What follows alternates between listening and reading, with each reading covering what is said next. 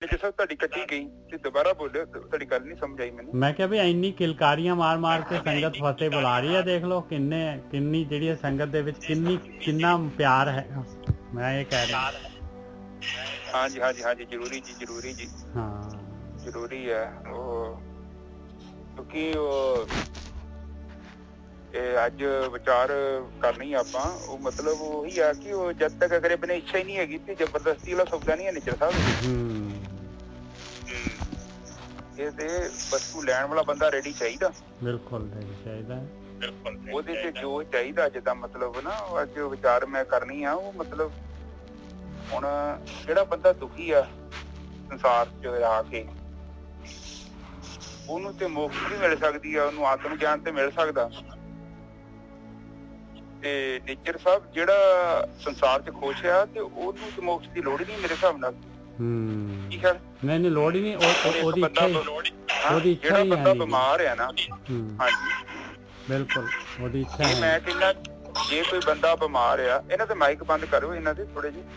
ਹਾਂ ਡਬਲ ਆ ਰਹੀ ਸੀ ਆਵਾਜ਼ ਕਰ ਤਾਂ ਦਿੱਤਾ ਹਾਲੇ ਵੀ ਹੈਗੇ ਮਾਈਕ ਬੰਦ ਕਰ। ਵਾਹਿਗੁਰੂ ਜੀ ਕਾ ਖਾਲਸਾ ਵਾਹਿਗੁਰੂ ਜੀ ਕੀ ਫਤਿਹ ਵਾਹਿਗੁਰੂ ਜੀ ਕਾ ਖਾਲਸਾ ਵਾਹਿਗੁਰੂ ਜੀ ਕੀ ਫਤਿਹ ਜੀ ਵਾਹਿਗੁਰੂ ਜੀ ਕਾ ਖਾਲਸਾ 2 ਮਿੰਟ ਮੈਂ ਰੁਕ ਜਾਂਦਾ। ਹਾਂ ਮੈਂ 2 ਮਿੰਟ ਰੁਕ ਕੇ ਵਿਚਾਰ ਕਰਦੇ ਹਾਂ ਜੇ 3 ਮਿੰਟ ਹੈਗੇ ਇਹਨਾਂ ਕੋ ਕੋਈ ਗੱਲ ਇਹ ਨਾ ਬਸ ਆਪਣਾ ਵਾਹਿਗੁਰੂ ਜੀ ਕੀ ਫਤਿਹ ਜੀ ਵਾਹਿਗੁਰੂ ਜੀ ਕੀ ਫਤਿਹ ਜੀ ਵਾਹਿਗੁਰੂ ਜੀ ਕਾ ਖਾਲਸਾ ਵਾਹਿਗੁਰੂ ਜੀ ਕੀ ਫਤਿਹ। जब तुम माइक चालू कर दें तो स्पीकर जो है ना चालू कराया करो क्योंकि ਉਹਦੀ आवाज माइक च वापस आ जाती है स्पीकर च। ਵਾਹਿਗੁਰੂ ਜੀ ਕਾ ਖਾਲਸਾ ਵਾਹਿਗੁਰੂ ਜੀ ਕੀ ਫਤਿਹ। ਵਾਹਿਗੁਰੂ ਜੀ ਕਾ ਖਾਲਸਾ ਵਾਹਿਗੁਰੂ ਜੀ ਕੀ ਫਤਿਹ ਪਿਆਰਿਓ। ਅਸੀਂ ਵੀ ਨਰਜੀ ਲੈ ਲਈਏ ਗੋਰਖੀ ਕੋਲੋਂ। ਵਾਹਿਗੁਰੂ ਜੀ ਕਾ ਖਾਲਸਾ ਵਾਹਿਗੁਰੂ ਜੀ ਕੀ ਫਤਿਹ। ਧਿਆਨ ਵਾਲਾ ਲੱਗ ਜਾਂਦਾ ਫਤਿਹ ਬੁਲਾਇਆ। ਉਹ ਨਹੀਂ ਉਹ ਮਾੜਾ ਮੋਟਾ ਚਲੋ ਲੱਗ ਜਾਂਦੀ ਆ। ਉਹ ਟੀਚਰ ਨੂੰ ਪਤਾ ਹੁੰਦਾ ਸਾਰੇ ਬੈਠੇ ਆ ਫਿਰ ਵੀ ਟੀਚਰ ਕਹਿੰਦਾ ਜਸਤਾ ਸੁਣਦਾ ਤੈਨੂੰ ਚੰਗਾ ਲੱਗਦਾ ਕਿ ਸਟੂਡੈਂਟ ਪੂਰੇ ਜੋਸ਼ ਚ ਆ ਜਾਏ।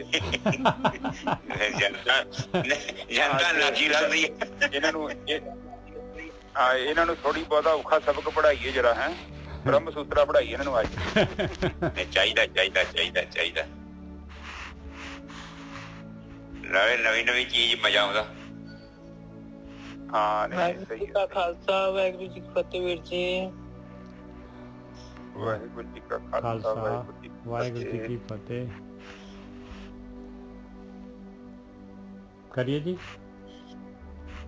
ਹਾਂ ਜੀ ਸ਼ੁਰੂ ਕਰੋ ਜੀ ਸ਼ੁਰੂ ਕਰੋ। ਅੱਜ ਆਪਾਂ ਨੇ ਪਹਿਲਾਂ ਜਿਹੜਾ ਹੈਗਾ 29 ਪੌੜੀਆਂ ਹੋਈਆਂ ਸੀਗੀਆਂ ਸਾਰੰਗ ਦੀਆਂ ਵਾਰ ਦੀਆਂ ਤੇ ਚੌਥੀ ਪਾਤਸ਼ਾਹੀ ਦੀ ਵਾਰ ਹੈਗੀ ਸਾਰੰਗ ਰਾਗ ਦੇ ਵਿੱਚ। ਅੱਜ ਆਪਾਂ 30ਵੀਂ ਪੌੜੀ ਲੈਣੀ ਹੈ ਤੇ 29ਵੀਂ ਪੌੜੀ ਦੇ ਵਿੱਚ ਮਹਾਰਾਜ ਨੇ ਦੱਸਿਆ ਸੀ ਕਿ ਵੀ ਟੀਚਾ ਕੀ ਹੋ ਜਾਂਦਾ ਹੈ ਜਿਹੜੇ ਇਸ ਰਸਤੇ ਤੇ ਲਿਵ ਵਾਲੇ ਰਸਤੇ ਤੇ ਆਤਮਾ ਨੂੰ ਜਾਣਨ ਵਾਲੇ ਆਤਮ ਗਿਆਨ ਲੈਣਾ ਚਾਹੁੰਦੇ ਆ ਜਿਹੜੇ ਉਹਨਾਂ ਦੀ ਕੀ ਡਿਮਾਂਡ ਰਹਿ ਜਾਂਦੀ ਆ। ਉਹਨਾਂ ਦੀ ਇੱਕੋ ਹੀ ਡਿਮਾਂਡ ਰਹਿ ਜਾਂਦੀ ਹੈ ਵੀ ਮਾਲਕਾ ਮੈਨੂੰ ਤੂੰ ਚਾਹੀਦਾ ਹੈ। ਬਸ ਆਹੀ ਡਿਮਾਂਡ ਉਹਨਾਂ ਦੀ ਰਹਿ ਜਾਂਦੀ ਹੈ ਹੋਰ ਕੋਈ ਡਿਮਾਂਡ ਹੁੰਦੀ ਨਹੀਂ ਉਹਨਾਂ ਦੀ। ਬਸ ਮੈਨੂੰ ਤੂੰ ਚਾਹੀਦਾ ਹੈ। ਹੁਣ ਇਸ ਤੋਂ ਅੱਗੇ 30ਵੀਂ ਪੌੜੀ ਉਹਦੇ ਸ਼ਲੋਕ ਪਹਿਲਾਂ ਤੀਸਰੀ ਪਾਤਸ਼ਾਹੀ ਦਾ ਸ਼ਲੋਕ ਮਹਲਾ ਤੀਜਾ। ਮਨਮੁਖ ਬੋਲ ਨਾ ਜਾਣਨੀ ਉਹਨਾਂ ਅੰਦਰ ਕਾਮ ਕ੍ਰੋਧ ਅਹੰਕਾਰ। ਇਹਦੇ ਵਿੱਚ ਹੁਣ ਮਨਮੁਖ ਦੇ ਬਾਰੇ ਮਹਾਰਾਜ ਦੱਸ ਰਹੇ ਵੀ ਮਨਮੁਖ ਜਿਹੜੇ ਹੁੰਦੇ ਆ ਉਹ ਮਾਲਕ ਪਰਮਾਤਮਾ ਦੀ ਉਹਨਾਂ ਨੂੰ ਡਿਮਾਂਡ ਨਹੀਂ ਹੁੰਦੀ। ਉਹਨਾਂ ਨੂੰ ਮਾਲਕ ਪਰਮਾਤਮਾ ਨਾਲ ਕੋਈ ਕੰਸਰਨ ਨਹੀਂ ਹੈਗਾ। ਉਹਨਾਂ ਨੂੰ ਕੰਸਰਨ ਹੈਗਾ ਦਾਤ ਪਿਆਰੀ ਵਿਸਰਿਆ ਦਾਤਾਰਾ। ਉਹਨਾਂ ਨੂੰ ਦਾਤ ਦੇ ਨਾਲ ਉਹਨਾਂ ਨੂੰ ਮਾਇਆ ਦੇ ਨਾਲ ਜੋ ਮਾਲਕ ਨੇ ਡਿਜ਼ਾਈਨ ਕੀਤੀ ਜੋ ਪਰਪਸਲੀ ਜਿਹੜਾ ਹੈਗਾ ਆਪਾਂ ਨੂੰ ਭੁਲੇਖਾ ਆਪਾਂ ਨੂੰ ਭੂਲ ਭੁਲਈਆ ਜਿਹੜਾ ਮਾਲਕ ਨੇ ਬਣਾਇਆ ਉਹ ਕਹਿੰਦੇ ਸਾਨੂੰ ਇਹ ਭੂਲ ਭੁਲਈਆ ਚਾਹੀਦਾ ਹੈ। ਹੁਣ ਇੱਥੇ ਇੱਕ ਪ੍ਰੋਬਲਮ ਹੈਗੀ ਬਈ ਉਹਨਾਂ ਨੂੰ ਕਿਉਂ ਭੂਲ ਭੁਲਈਆ ਚਾਹੀਦਾ ਹੈ। ਉਹ ਕਿਉਂ ਜਿਹੜੇ ਹੈਗੇ ਭਟਕ ਰਹੇ ਆ ਭੂਲ ਭੁਲਈਆ ਦੇ ਵਿੱਚ। ਉਹਦੀ ਬੇਸਿਕ ਫੰਡਾਮੈਂਟਲ ਕੀ ਉਹਦੀ ਜਿਹੜੀ ਹੈਗੀ ਆ ਉਹ ਤੇ ਕਿੱਥੇ ਹੈਗਾ ਉਹਦਾ ਜਿਹੜਾ ਹੈ ਉਹਦਾ ਨੁਕਸ ਕਿੱਥੇ ਹੈਗਾ। ਕਿਹੜੀ ਜਗ੍ਹਾ ਤੇ ਨੁਕਸ ਹੈਗਾ, ਉਸ ਜਗ੍ਹਾ ਤੇ ਕਿਉਂ ਉਹ ਮਨਮੁਖ ਹੈਗੇ ਆ। ਉਹ ਨੁਕਸ ਹੈਗਾ ਭਾਈ ਇਸ ਕਰਕੇ ਕਿਉਂਕਿ ਉਹ ਸਮਝਦੇ ਆ ਵੀ ਅਸੀਂ ਜਿਸ ਤਰ੍ਹਾਂ ਹੈਗੇ ਆ ਹੁਣ ਇਸੇ ਤਰ੍ਹਾਂ ਰਹਿਣਾ ਹੈ ਅਸੀਂ ਹਮੇਸ਼ਾ ਵਾਸਤੇ। ਇਹ ਸਰੀਰ ਐਸੇ ਤਰ੍ਹਾਂ ਰਹਿਣਾ ਹੈ, ਇਹ ਪਰਿਵਾਰ, ਇਹ ਸੋਹਣੀ ਘਰ ਵਾਲੀ, ਸੋਹਣਾ ਘਰ ਵਾਲਾ, ਬੱਚੇ ਸੋਹਣੇ ਸੋਹਣੇ, ਸਾਰਾ ਪੂਰਾ ਮੇਰੀ ਟੈਰੀਟਰੀ, ਮੇਰੀ ਜਿਹੜੀ ਹੈਗੀ ਆ ਸਾਰੀ ਫੈਕਟਰੀ, ਮੇਰੇ ਖੇਤ, ਸਾਰਾ ਕੁਝ ਐਵੇਂ ਦਾ ਐਵੇਂ ਹੀ ਰਹਿਣਾ, ਹਮੇਸ਼ਾ ਐਵੇਂ ਹੀ ਰਹਿਣਾ ਹੈ। ਇੱਥੇ ਪ੍ਰੋਬਲਮ ਹੈਗੀ, ਸਭ ਤੋਂ ਵੱਡੀ ਪ੍ਰੋਬਲਮ ਆ ਇਸ ਬੋਡੀ ਦੇ ਵਿੱਚ, ਇਹਦੇ ਵਿੱਚ ਮਹਾਰਾਜ ਇਸ ਪ੍ਰੋਬਲਮ ਨੂੰ ਡਿਸਕਸ ਕਰ ਰਹੇ ਆ। ਉਹ ਕਹਿੰਦੇ ਮਨਮੁਖ ਬੋਲ ਨਾ ਜਾਣੀ, ਉਹ ਮਾਲਕ ਪਰਮਾਤਮਾ ਨੂੰ ਜਿਹੜਾ ਹੈਗਾ ਧਿਆਨ ਸਿਮਰਨ ਵਾਲੇ ਬੋਲ ਤਾਂ ਇੱਕੋ ਹੀ ਹੈ, ਸਿਰਫ ਧਿਆਨ ਸਿਮਰਨ ਵਾਲੇ ਬੋਲ। ਮਾਲਕ ਕੋਲ ਫਰਿਆਦ ਕਰਨੀ ਵੀ ਮਾਲਕਾ ਮੈਂ ਤੇਰੇ ਕੋਲ ਆਉਣਾ ਚਾਹੁੰਦਾ ਹੈ, ਮੈਨੂੰ ਜਿਹੜਾ ਗਿਆਨ ਦੇ, ਮੈਨੂੰ ਸਿੱਧ ਦੇ, ਮੈਨੂੰ ਦੱਸ ਮੈਂ ਕਿਸ ਤਰ੍ਹਾਂ ਤੇਰੇ ਕੋਲ ਆ ਸਕਦਾ ਹਾਂ।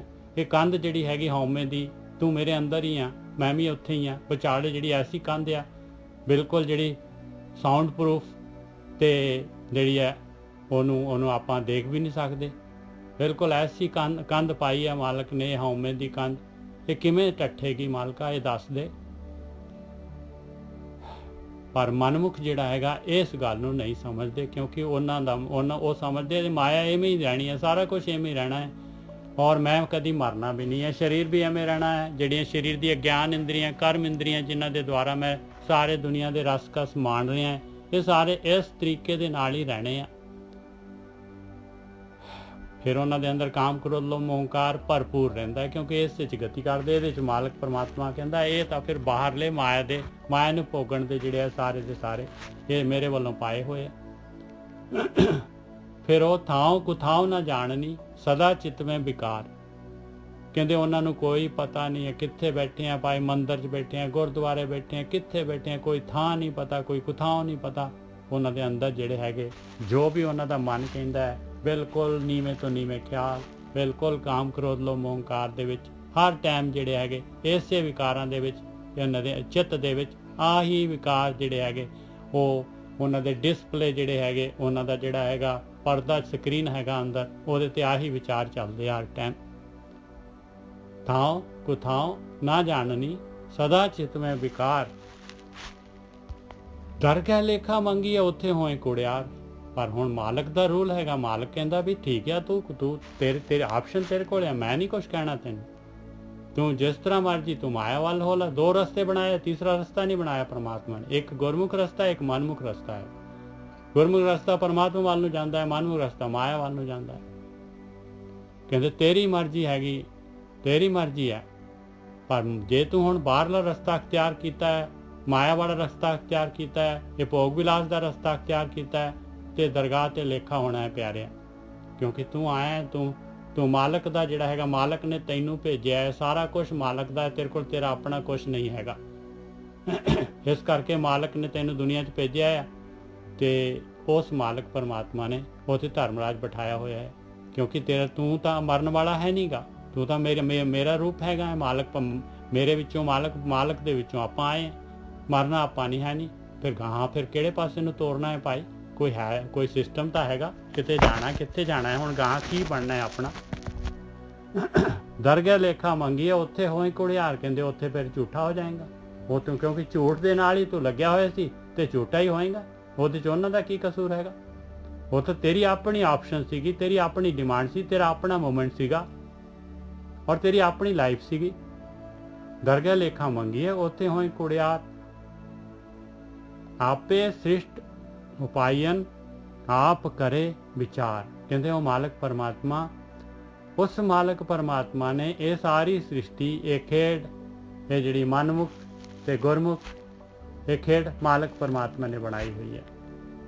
ਕਹਿੰਦੇ ਆਪੇ ਸ੍ਰਿਸ਼ਟ ਉਪਾਇਨ, ਉਹਨੇ ਪੈਦਾ ਕੀਤੀ ਹੈ ਭਾਈ, ਆਪ ਕਰੇ ਵਿਚਾਰ। ਕਹਿੰਦੇ ਜਦ ਉਹਨੇ ਪੈਦਾ ਕੀਤੀ ਹੈ ਤੇ ਫਿਰ ਉਹਨੂੰ ਦੇਖ ਰਿਹਾ, ਸ਼ਤਰੰਜ ਜਿਹੜੀ ਆ ਖੇਡ ਰਿਹਾ, ਮੋਹਰੇ ਹੈਗੇ ਸਾਰੇ ਦੇ ਸਾਰੇ, ਸਾਰਿਆਂ ਨੂੰ ਚੱਕ ਧਾਰ ਕਰੀ ਜਾਂਦਾ ਹੈ। ਜਿਹੜੀ ਜਿਹੀ ਜੀ ਡਿਮਾਂਡ ਹੈ ਉਸ ਹਿਸਾਬ ਨਾਲ ਚਲਾ ਦਿੰਦਾ ਹੈ।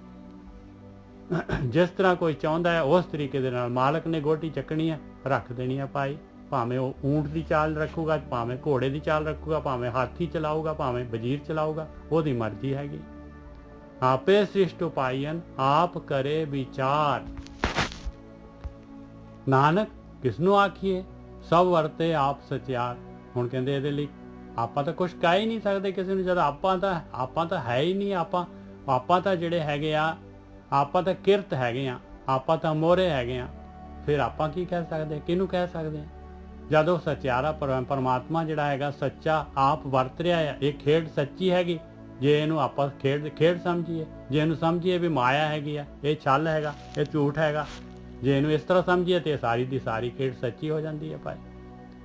ਨਾਨਕ ਕਿਸ ਨੂੰ ਆਖੀਏ, ਸਭ ਵਰਤੇ ਆਪ ਸੱਚਿਆਰ। ਕਹਿੰਦੇ ਉਹ ਮਾਲਕ ਪਰਮਾਤਮਾ ਵਰਤ ਰਿਹਾ ਹੈ ਭਾਈ ਸੱਚਾ। ਜੇ ਆਖਣਾ ਵੀ ਹੈਗਾ ਤੇ ਮਾਲਕ ਨੂੰ ਜਿਹੜਾ ਬੇਨਤੀ ਕਰ ਲਾ ਵੀ ਜੇ ਤੂੰ ਜੋ ਚਾਹੁੰਦਾ ਆ, ਜੇ ਤੂੰ ਇੱਧਰ ਨੂੰ ਆ, ਤੈਨੂੰ ਆ ਜਿਹੜਾ ਗਿਆਨ ਹੈਗਾ, ਆ ਜਿਹੜੇ ਸ਼ਬਦ ਹੈਗੇ, ਆ ਜਿਹੜੀਆਂ ਪੌੜੀਆਂ ਆ, ਜਿਹੜੇ ਸ਼ਲੋਕ ਹੈਗੇ, ਜੇ ਤੇਰੇ ਅੰਦਰ ਕੋਈ ਹਲਚਲ ਕਰ ਰਹੇ ਆ ਤੇ ਭਾਈ ਫਿਰ ਮਾਲਕ ਪਰਮਾਤਮਾ ਨੂੰ ਵੱਲ ਇਹ ਜੋ ਗਿਆਨ ਕਹਿ ਰਿਹਾ ਹੈ ਇਸ ਦੇ ਅਨੁਸਾਰ ਜਿਹੜਾ ਹੈਗਾ ਆਪਣੇ ਜੀਵਨ ਨੂੰ ਘੜ ਲਾ ਤੇ ਚੇਂਜ ਕਰ ਲਾ। ਆਪਣੀ ਬੋਟ ਨੂੰ ਜਿਹੜੀ ਬਾਹਰ ਨੂੰ ਜਾ ਰਹੀ ਹੈ ਉਹਨੂੰ ਬਸ ਯੂ ਟਰਨ ਲੈ ਲਾ, ਘੁਮਾ ਦੇ ਪੂਰਾ ਦਾ ਪੂਰਾ ਬੈਕ ਅੰਦਰ ਕਰਤੇ ਜਿਹੜਾ ਹੈਗਾ ਆਪਣੀ ਆਤਮਾ ਵੱਲ ਨੂੰ ਗਤੀ ਸ਼ੁਰੂ ਕਰ ਦੇ।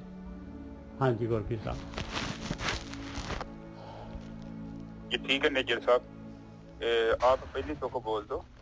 ਹਾਂਜੀ, ਸ਼ਲੋਕ ਮਹਲਾ ਤੀਜਾ।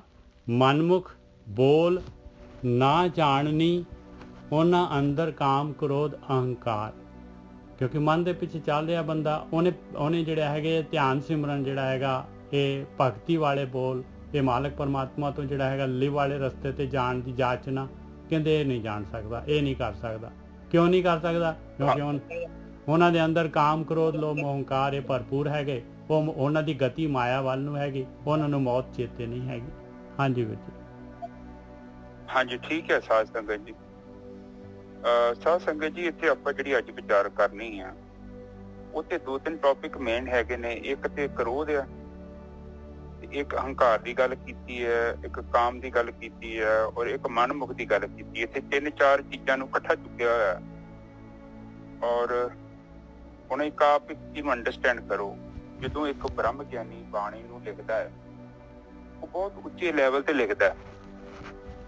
ਜਿੱਦਾਂ ਮਤਲਬ ਇੱਕ ਡਾਕਟਰ ਨਾਲ ਗੱਲ ਕਰੇ ਤਾਂ ਉਹਨਾਂ ਦੀ ਕਮਿਊਨੀਕੇਸ਼ਨ ਹੋਊਗਾ ਤੇ ਕੋਈ ਪ੍ਰੋਬਲਮ ਨਹੀਂ ਹੈ, ਉਹ ਇੱਕ ਦੂਜੇ ਨੂੰ ਅੰਡਰਸਟੈਂਡ ਕਰਦੇ ਕਿਉਂਕਿ ਸੇਮ ਫੀਲਡ ਹੈਗੀ ਹੈ। ਅੰਡਰਸਟੈਂਡਿੰਗ ਬੜੀ ਸੌਖੀ ਹੈ, ਪਰ ਪ੍ਰੋਬਲਮ ਤਾਂ ਹੋਣੀ ਆ ਹੁਣ ਜਦੋਂ ਇੱਕ ਸਧਾਰਨ ਬੰਦੇ ਦੇ ਸਾਹਮਣੇ ਆਪਾਂ ਬ੍ਰਹਮ ਵਿਦਿਆ ਨੂੰ ਲੈ ਕੇ ਆਉਂਦੇ ਆ ਤੇ ਉਹਨੂੰ ਨਹੀਂ ਗੱਲ ਸਮਝ ਆਉਣੀ, ਕਿਉਂਕਿ ਉਹ ਡਾਕਟਰ ਤਾਂ ਹੈ ਨਹੀਂ। ਜਾਂ ਤੇ ਉਸ ਅਵਸਥਾ ਤੇ ਜਾਊਗਾ ਫਿਰ ਉਹ ਸਮਝ ਪਾਊਗਾ। ਪਰ ਹੁਣ ਉਹ ਬੱਚਾ ਜਿਹੜਾ ਪਹਿਲੀ ਕਲਾਸ ਦਾ ਵਾ, ਹੁਣ ਉਹ ਕਿਤਾਬ MBBS ਡਾਕਟਰ ਦੀ ਆ, ਆਹ ਜਿਹੜੀ ਸਾਰੀ ਆ ਚੌਥੇ ਪਦ ਦੀ ਬਾਣੀ ਹੈ। ਇਹ ਉਹਨਾਂ ਨੇ ਬਾਣੀ ਨੂੰ ਕੀਤਾ ਕੀ, ਉਹਨਾਂ ਨੇ ਵਰਡਾਂ 'ਚ ਇਕੱਠਾ ਕੀਤਾ, ਛੋਟਾ ਕਰਤਾ, ਜਿੱਦਾਂ ਮਤਲਬ ਫਾਰਮੂਲੇ ਕੱਢ ਲਏ ਤੇ ਫਾਰਮੂਲੇ ਦੇ ਦਿੱਤੇ। ਬਿਲਕੁਲ ਠੀਕ ਹੈ। ਹੁਣ ਫਾਰਮੂਲੇ ਨੂੰ ਡੀਕੋਡ ਕਰਨਾ ਪੈਂਦਾ ਹੈ, ਉਹਨੂੰ ਸਰਲ ਕਰਨਾ ਪਊਗਾ। ਜਿੱਦਾਂ ਬੇਬੀ ਫੂਡ ਬਣਾਉਣਾ ਪੈਂਦਾ ਹੈ ਨਾ ਛੋਟੇ ਬੱਚੇ ਦਾ। ਹੁਣ ਤੁਸੀਂ ਸੰਘਣਾ ਦੁੱਧ ਪਿਆ ਦੋ, ਕਿਤੇ ਨੂੰ ਪੋਟੀਆਂ ਲੱਗ ਜਾਣੀਆਂ ਵਿਚਾਰੇ ਨੂੰ। ਉਹਦੇ ਲਈ ਕਰਦੀਆਂ ਕਿ ਮਾਵਾਂ ਕੀ ਕਰਦੀਆਂ, ਥੋੜਾ ਹਲਕਾ ਪਾਣੀ ਪਾ ਦਿੰਦੀਆਂ ਵਿੱਚ, ਥੋੜਾ ਜਿਹਾ ਕਿ ਲਾਈਟ ਕਰ ਦਿੱਤਾ ਜਾਵੇ, ਕਿਉਂਕਿ ਬੱਚੇ ਦੀ ਜਿਹੜਾ ਤੰਤਰਾਕਰਨ ਹੈਗਾ, ਪਾਚਨ ਤੰਤਰ, ਉਹਨੂੰ ਐਡਜਸਟ ਕਰ ਲਓ। ਇਸੇ ਤਰ੍ਹਾਂ ਜਿਹੜੀ ਹੈ ਨਾ ਬਾਣੀ ਦੇ ਵਿੱਚ ਵੀ ਜਿਹੜੀ ਔਖੀ ਬਾਣੀ ਉਹਨੂੰ ਸਰਲ ਕਰਨਾ ਪੈਂਦਾ ਹੈ ਤਾਂ ਜੋ ਸਧਾਰਨ ਬੁੱਧੀ ਨੂੰ ਕੈਚ ਕਰ ਲੈ। ਠੀਕ ਹੈ, ਇਹ ਆ ਇੱਕ ਤਰੀਕਾ। ਤੇ ਇੱਕ ਹੋਰ ਆਪਾਂ ਹਾਂਜੀ ਸਭ ਠੀਕ ਹੈ। ਬਹੁਤ ਵਧੀਆ ਗੱਲ ਕੀਤੀ ਹੈ ਜੀ, ਬਹੁਤ ਵਧੀਆ ਗੱਲ ਕੀਤੀ, ਬਹੁਤ ਵਧੀਆ। ਹਾਂ ਹੁਣ ਆਪਾਂ ਇੱਕ ਸਭ ਤੋਂ ਪਹਿਲਾਂ ਤੇ ਆਪਾਂ ਕਰਦੇ ਹਾਂ ਕਿ ਆਪਾਂ ਚੱਲਦੇ ਹਾਂ ਬਿਲਕੁਲ ਥੱਲੇ ਆ ਜਾਂਦੇ ਹਾਂ। ਆਪਾਂ ਇਹਨੂੰ ਏਦਾਂ ਗ੍ਰਹਿਣ ਕਰਦੇ ਹਾਂ, A for ਐਪਲ ਤੇ B for ਬॉय। ਸੌਖਾ ਰਹੂਗਾ। ਜੇ ਆਪਾਂ TC ਮਾਰਾਂਗੇ ਉੱਪਰ ਭੱਜੇ ਫਿਰਾਂਗੇ ਤੇ ਲੱਭਣਾ ਕੁਛ ਵੀ ਨਹੀਂ, ਜਿੱਦਾਂ ਮਰਜ਼ੀ ਭੱਜ ਲਿਓ, ਗਰਾਊਂਡ ਨਹੀਂ ਹੈਗੀ, ਬੇਸ ਹੀ ਨਹੀਂ ਬਣਿਆ। ਹੁਣ ਇੱਥੇ ਆਪਣੇ ਕੋਲ 2 ਪੁਆਇੰਟ ਆਉਂਦੇ ਆ। ਹੁਣ ਮਨਮੁਖ ਦੀ ਗੱਲ ਕੀਤੀ ਹੈ ਕਿ ਮਨਮੁਖ ਕੀ ਹੈ, ਪਹਿਲਾਂ ਇਸ ਸ਼ਬਦ ਨੂੰ ਥੋੜਾ ਸਮਝ ਲਓ। ਹੁਣ ਇੱਕ ਆਮ ਜਿਹੜਾ ਬੰਦਾ ਵਾ, ਜੇਕਰ ਉਹ ਸੰਸਾਰ ਤੋਂ ਦੁਖੀ ਨਹੀਂ, ਕਿਉਂਕਿ ਪਰਮਾਤਮਾ ਵਿੱਚ ਜਦੋਂ ਆਪਾਂ ਛੱਡ ਦਿੰਦੇ ਆ ਨਾ, ਜਦੋਂ ਕੋਈ ਵੀ ਜੀਵ ਪਰਮਾਤਮਾ ਨੂੰ ਛੱਡ ਦਿੰਦਾ ਤੇ ਉਹਨੇ ਦੁਖੀ ਹੋ ਜਾਣਾ, ਕਿਉਂਕਿ ਉਹ ਪਰਮੇਸ਼ਰ ਦੇ ਭੁੱਲਿਆਂ ਤੇ ਵਿਆਪਨ ਸਭੇ ਰੋਗ ਹੈਗਾ ਨਾ ਬਾਣੀ ਚ। ਬਿਲਕੁਲ ਜੀ, ਪਰਮੇਸ਼ਰ ਤੇ ਭੁੱਲਿਆਂ ਵਿਆਪਨ ਸਭੇ ਰੋਗ, ਬਿਲਕੁਲ ਸਹੀ ਹੈ, ਇਸੇ ਤਰ੍ਹਾਂ ਹੀ। ਹਾਂ ਉਹ ਕਾਰਨ ਕੀ ਹੁੰਦਾ ਵਾ ਕਿ ਦੇਖੋ ਹੁਣ ਜੇਕਰ ਮੈਂ ਦੁਖੀ ਨਹੀਂ ਆ, ਮੈਂ ਸੁਖੀ ਹਾਂ, ਤੇ ਫਿਰ ਮੈਨੂੰ ਆਤਮ ਗਿਆਨ ਵੀ ਪ੍ਰਾਪਤ ਕਰਨ ਦੀ ਕੋਈ ਲੋੜ ਨਹੀਂ ਹੈਗੀ। ਆਪ ਅੰਡਰਸਟੈਂਡ ਕਰਦੇ ਜੋ, ਥੋੜਾ ਹੋਰ ਸੌਖਾ ਕਰ ਦੇਣਾ। ਮੰਨ ਲਓ ਮੈਨੂੰ ਕੋਈ ਬਿਮਾਰੀ ਲੱਗ ਗਈ ਹੈ, ਜੇ ਮੈਨੂੰ ਬਿਮਾਰੀ ਕੋਈ ਦੁੱਖ ਹੀ ਨਹੀਂ ਦੇਣ ਦੀ ਤੇ ਫਿਰ ਮੈਨੂੰ ਇਲਾਜ ਵੀ ਕਰਾਉਣ ਦੀ ਕੀ ਲੋੜ ਪਈ ਹੈ ਨਿਜਰ ਸਾਹਿਬ? ਬਿਲਕੁਲ ਠੀਕ ਹੈ ਜੀ, ਬਿਲਕੁਲ ਠੀਕ ਹੈ। ਆਪਾਂ ਇਲਾਜ ਤੇ ਤਾਂ ਕਰਾਵਾਂਗੇ ਨਾ ਕਿ ਜਾਂ ਤੇ ਆਪਾਂ ਨੂੰ ਬਿਮਾਰੀ ਪਰੇਸ਼ਾਨ ਕਰ ਰਹੀ ਆ। ਹੁਣ ਇੱਕ ਮਨਮੁਖ ਹੈ, ਉਹ ਕਹਿੰਦਾ ਬੜੀ ਵਧੀਆ ਬਿਮਾਰੀ ਹੈ, ਉਹਦਾ ਫਿਰ ਇਲਾਜ ਕਰਨਾ ਵੀ ਕਿੱਦਾਂ ਕਰੋਗੇ ਤੁਸੀਂ? ਉਹ ਜਦ ਖੁਸ਼ ਹੈਗਾ ਤੇ ਫਿਰ ਤੇ ਇਹ ਕਹਿ ਸਕਦੇ ਆ ਬਈ ਜੇ ਤੈਨੂੰ ਚੰਗੀ ਲੱਗਦੀ ਹੈ ਤਾਂ ਤੂੰ ਕੈਰੀ ਆਨ ਕਰ, ਐਸ਼ ਕਰ ਫਿਰ। ਹਾਂ, ਇਹ ਜਿਹੜੇ ਨੇ ਇਹ ਮਤਲਬ ਇਹ ਜਦੋਂ ਕੋਈ ਆਤਮਿਕ ਜਿਹੜੇ ਆਪਣੇ ਅੰਤਰਾਕਰਨ ਚ ਰੋਗ ਲੱਗ ਜਾਂਦੇ ਨੇ। ਹੁਣ ਅੱਜ ਇੱਕ ਵੀਰ ਪੁੱਛ ਰਿਹਾ ਕਿ ਮਨ ਜਿਹੜਾ ਵਾ, ਦੇਖੋ ਮਨ ਨਹੀਂ ਰਹਿੰਦਾ, ਮਨ ਨਸ਼ਟ ਹੋ ਜਾਏਗਾ। ਕਿਤੇ ਵੀ ਬੱਚਿਆਂ ਦੇ ਕੰਮ ਨਾ ਕਰਿਆ ਕਰੋ। ਦੋ ਹੀ ਤੇ ਚੀਜ਼ਾਂ ਨੇ ਸੰਸਾਰ ਦੇ, ਇੱਕ ਕੀ ਹੈ ਪੁਰਸ਼ ਹੈ ਤੇ ਇੱਕ ਪ੍ਰਕਿਰਤੀ ਹੈ। ਤੀਜੀ ਚੀਜ਼ ਨਹੀਂ ਹੈਗੀ। ਪੁਰਸ਼ ਅਸਲੀ ਆ, ਪ੍ਰਕਿਰਤੀ ਜਿਹੜੀ ਆ ਉਹਨੇ ਬਣਾਈ ਆ ਚੀਜ਼, ਉਹ ਨਸ਼ਟ ਹੋਣੀ ਆ ਜਿਹੜੀ ਚੀਜ਼ ਬਣੀ ਆ। ਸੋਨਾ ਨਸ਼ਟ ਨਹੀਂ ਹੋਣਾ, ਸੋਨੇ ਤੋਂ ਬਣਿਆ ਜਿਹੜਾ ਗਹਿਣਾ ਵਾ ਉਹਨੇ ਨਸ਼ਟ ਹੋਣਾ, ਮਨ ਨੇ ਵੀ ਨਹੀਂ ਰਹਿਣਾ। ਦੇਖੋ ਤੇ ਦੋ ਹੋਣਗੇ। ਹੁਣ ਮੇਰੀ ਇੱਕ ਚੀਜ਼ ਨੂੰ ਆਪ ਅੰਡਰਸਟੈਂਡ ਕਰੋ, ਜਦ ਤੱਕ ਆਪ ਦੋ ਹੈਗੇ ਆ, ਆਪ ਜਿਹੜਾ ਪਰਮਾਤਮਾ ਅੱਗੇ ਆ ਤੇ ਪਹਿਲਾਂ ਪ੍ਰਕਿਰਤੀ ਆਉਂਦੀ ਹੈ। ਜਦ ਤੱਕ ਆਪਾਂ ਪ੍ਰਕਿਰਤੀ ਤੇ ਬੈਠੇ ਆ ਆਪਾਂ ਪਰਮਾਤਮਾ ਨੂੰ ਨਹੀਂ ਜਾਣ ਸਕਦੇ। ਉਹ ਚਾਹੇ ਮਨ ਹੈ, ਬੁੱਧੀ ਹੈ, ਹੰਕਾਰ ਹੈ, ਉਹ ਚਾਹੇ ਗਿਆਨ ਇੰਦਰੀਆਂ, ਚਾਹੇ ਕਰਮ ਇੰਦਰੀਆਂ ਵਾ। ਇਹਦਾ ਮਤਲਬ ਇਹ ਹੈ ਕਿ ਸਾਧਨਾ ਦੇ ਰਾਹੀਂ ਆਪਾਂ ਇਹਨਾਂ ਸਭ ਤੋਂ ਅੱਗੇ ਜਾਣਾ ਹੈ। ਦੂਜੇ ਨੂੰ ਛੱਡਾਂਗੇ ਤੇ ਤਾਂ ਹੀ ਤੇ ਪਹਿਲੇ ਕੋਲ ਪਹੁੰਚਾਂਗੇ। ਇਹੋ ਤੇ ਪ੍ਰੋਬਲਮ ਹੋ ਰਹੀ ਹੈ। ਸੰਸਾਰ ਕੀ ਕਰ ਰਿਹਾ ਕਿ ਪਹਿਲੇ ਚ ਬੈਠਾ ਹੋ ਤੇ ਦੂਜੇ ਕੋ ਕਿੱਦਾਂ ਚੱਲ ਜਾਓਗੇ ਤੁਸੀਂ? ਨਿਜਰ ਸਾਹਿਬ ਕੀ ਵਿਚਾਰ ਕਰ ਰਹੇ ਹੋ? ਬਿਲਕੁਲ ਠੀਕ ਹੈ ਜੀ, ਬਿਲਕੁਲ ਠੀਕ ਹੈ। ਹੁਣ ਨਿਜਰ ਸਾਹਿਬ ਤੇ ਮੈਂ ਵਾਂ ਤੇ ਤੁਸੀਂ ਨਿਜਰ ਸਾਹਿਬ ਨਾਲ ਉਲਝੇ ਜੋ, ਕਿਤੇ ਮੇਰੇ ਤੋਂ ਕਿੱਥੋਂ ਪਹੁੰਚ ਜਾਓਗੇ? ਦੱਸੋ ਮੈਨੂੰ ਕਿੱਦਾਂ ਆ ਜਾਓਗੇ? ਮੇਰਾ ਇਹ ਕਾਮਨ ਸੈਂਸ ਹੈ। ਆਪ ਇੱਕ ਕਮਰੇ ਚ ਬੈਠੇ ਜੋ, ਜਦ ਕਿ ਉਹ ਕਮਰੇ ਤੋਂ ਅਗਲਾ ਕਮਰੇ ਤੇ ਪ੍ਰਮਾਤਮਾ ਦਾ। ਹੁਣ ਤੁਸੀਂ ਕਰਮ ਇੰਦਰੀਆਂ ਚ ਉੱਥੇ ਬੈਠੇ, ਬੁੱਧੀ ਤੁਹਾਡੀ ਇਹੋ ਹੀ ਹੈ, ਇਹ ਵੀ ਸੰਸਾਰ ਦੀ ਹੈ, ਮਨ ਵੀ ਸੰਸਾਰ ਦਾ ਹੈ, ਕਿਉਂਕਿ ਮਨ ਤੇ ਪ੍ਰਕਿਰਤੀ ਚੋਂ ਨਿਕਲਿਆ। ਪਹਿਲਾਂ ਪੁਰਸ਼ ਬਣਿਆ, ਪੁਰਸ਼ ਤੋਂ ਨਹੀਂ ਬਣਿਆ ਨਹੀਂ, ਪਹਿਲਾਂ ਪੁਰਸ਼ ਤੋਂ ਪ੍ਰਕਿਰਤੀ ਆਈ, ਪ੍ਰਕਿਰਤੀ ਸ਼ੁੱਧ ਤੇ ਅਸ਼ੁੱਧ, ਅਸ਼ੁੱਧ ਚ ਫਿਰ ਆ ਗਿਆ ਹਉਮੈ ਭਾਵ ਆ ਗਿਆ, ਮੈਂ ਭਾਵ ਆ ਗਿਆ, ਮੈਂ ਭਾਵ ਦੇ ਵਿੱਚ ਆ ਗਿਆ ਚਿੱਤ, ਬੁੱਧੀ ਤੇ ਹੰਕਾਰ। ਉਸ ਤੋਂ ਅੱਗੇ ਗਿਆਨ ਇੰਦਰੀਆਂ, ਕਰਮ ਇੰਦਰੀਆਂ। ਉਸ ਤੋਂ ਬਾਅਦ ਜਿਹੜੇ ਪੰਜ ਪ੍ਰਕਿਰਤੀ ਦੇ ਤੱਤ ਹੈਗੇ ਨੇ ਉਹ ਪ੍ਰਕਿਰਤੀ ਚੋਂ ਮਿਲੇ ਆਪਾਂ ਨੂੰ, ਹਵਾ, ਪਾਣੀ, ਆਕਾਸ਼, ਅਗਨੀ, ਧਰਤੀ। ਤੋ ਆਪ ਇਹਨੂੰ ਅੰਡਰਸਟੈਂਡ ਕਰੋ। ਮਨ ਕੀ ਹੈ? ਮਨ ਬਣਿਆ ਵਾ, ਮਨ ਅਸਲੀ ਨਹੀਂ ਹੈ। ਜਿੱਦਾਂ ਇੱਕ ਛੱਲਾ ਬਣਾ ਲਿਆ, ਛਾਪ ਬਣਾ ਲਈ, ਮਨ ਅਸਲੀਅਤ ਨਹੀਂ ਹੈਗੀ। ਔਰ ਚੀਜ਼ ਉਹੀ ਖਤਮ ਹੋ ਸਕਦੀ ਹੈ ਜਿਹੜੀ ਚੀਜ਼ ਬਣੀ ਹੈ, ਅਸਲੀ ਨੂੰ ਖਤਮ ਨਹੀਂ ਕੀਤਾ ਜਾ ਸਕਦਾ। ਕਿਉਂਕਿ ਦੋ ਪਰਮਾਤਮਾ ਜਿਹੜਾ ਨਾ, ਪਰਮਾਤਮਾ ਇੱਕ ਆ, ਮਨ ਤੇ ਲੱਖਾਂ ਕਰੋੜਾਂ ਤੇ ਅਰਬਾਂ ਖਰਬਾਂ ਨੇ। ਹੁਣ ਨਿਜਰ ਸਾਹਿਬ ਦੇ ਵਿੱਚ ਵੱਖਰਾ ਮਨ ਹੈ, ਮੇਰਾ ਆਪਣਾ ਵੱਖਰਾ ਮਨ ਹੈ। ਨਿਜਰ ਸਾਹਿਬ ਕੀ ਕਹਿੰਦੇ ਜੀ? ਬਿਲਕੁਲ ਠੀਕ ਹੈ ਜੀ, ਬਿਲਕੁਲ। ਮੇਰੀ ਡਿਮਾਂਡ ਅਲੱਗ ਹੈ, ਤੁਹਾਡੀ ਅਲੱਗ ਹੈ। ਹਾਂ, ਔਰ ਮੇਰਾ ਮਨ ਵੱਖਰਾ ਹੈ, ਨਿਜਰ ਸਾਹਿਬ ਦਾ ਮਨ ਵੱਖਰਾ ਹੈ। ਕਿੱਦਾਂ ਇਹ ਕਿੱਦਾਂ ਵਾ? ਇਹ ਸਰਵ ਵਿਆਪਕ ਥੋੜੀ ਹੈਗਾ। ਇਹਦਾ ਮਤਲਬ ਕਿ ਹਰ ਇੱਕ ਬੰਦੇ ਦਾ ਵੱਖਰਾ ਮਨ ਆ। ਕਨਫਿਊਜ਼ਨ ਨਾ ਕ੍ਰੀਏਟ ਕਰਿਆ ਕਰੋ ਗਰੁੱਪ ਦੇ ਵਿੱਚ। ਜਦੋਂ ਤੁਸੀਂ ਚੀਜ਼ ਪਹਿਲਾਂ ਅੰਡਰਸਟੈਂਡ ਕਰੋ ਕਿ ਕਨਸੈਪਟ ਇੰਨਾ ਕਲੀਅਰ ਕੀਤਾ ਜਾ ਰਿਹਾ, ਤੁਸੀਂ ਬ੍ਰਹਮ ਵਿਦਿਆ ਦੀ ਕਥਾ ਸੁਣ ਰਹੇ ਜੋ ਤੇ ਤੁਸੀਂ ਬੱਚਿਆਂ ਨੂੰ ਮਨ ਨੂੰ ਫੜ ਕੇ ਬੈਠੇ ਜੋ। ਮਨ ਨੂੰ ਅੰਡਰਸਟੈਂਡ ਤੇ ਕਰੋ। ਮਨ ਜਿਹੜਾ ਵਾ ਪ੍ਰਕਿਰਤੀ ਚ ਆਉਂਦਾ ਵਾ, ਆਤਮਾ ਸਰਵ ਵਿਆਪਕ ਹੈ, ਆਤਮਾ ਤੋਂ ਹੀ ਸਭ ਕੁਛ ਆ ਰਿਹਾ ਹੈ, ਪਰ ਆਤਮਾ ਚ ਹੀ ਲੀਨ ਹੋਏਗਾ। ਆਤਮਾ ਚ ਚਿੱਤ ਨਹੀਂ ਹੈਗਾ, ਨਾ ਬੁੱਧੀ ਹੈਗੀ, ਨਾ ਹੰਕਾਰ ਹੈਗਾ। ਉਹ ਪਿਓਰ ਹੈ, ਪਿਓਰ ਚੇਤਨਾ।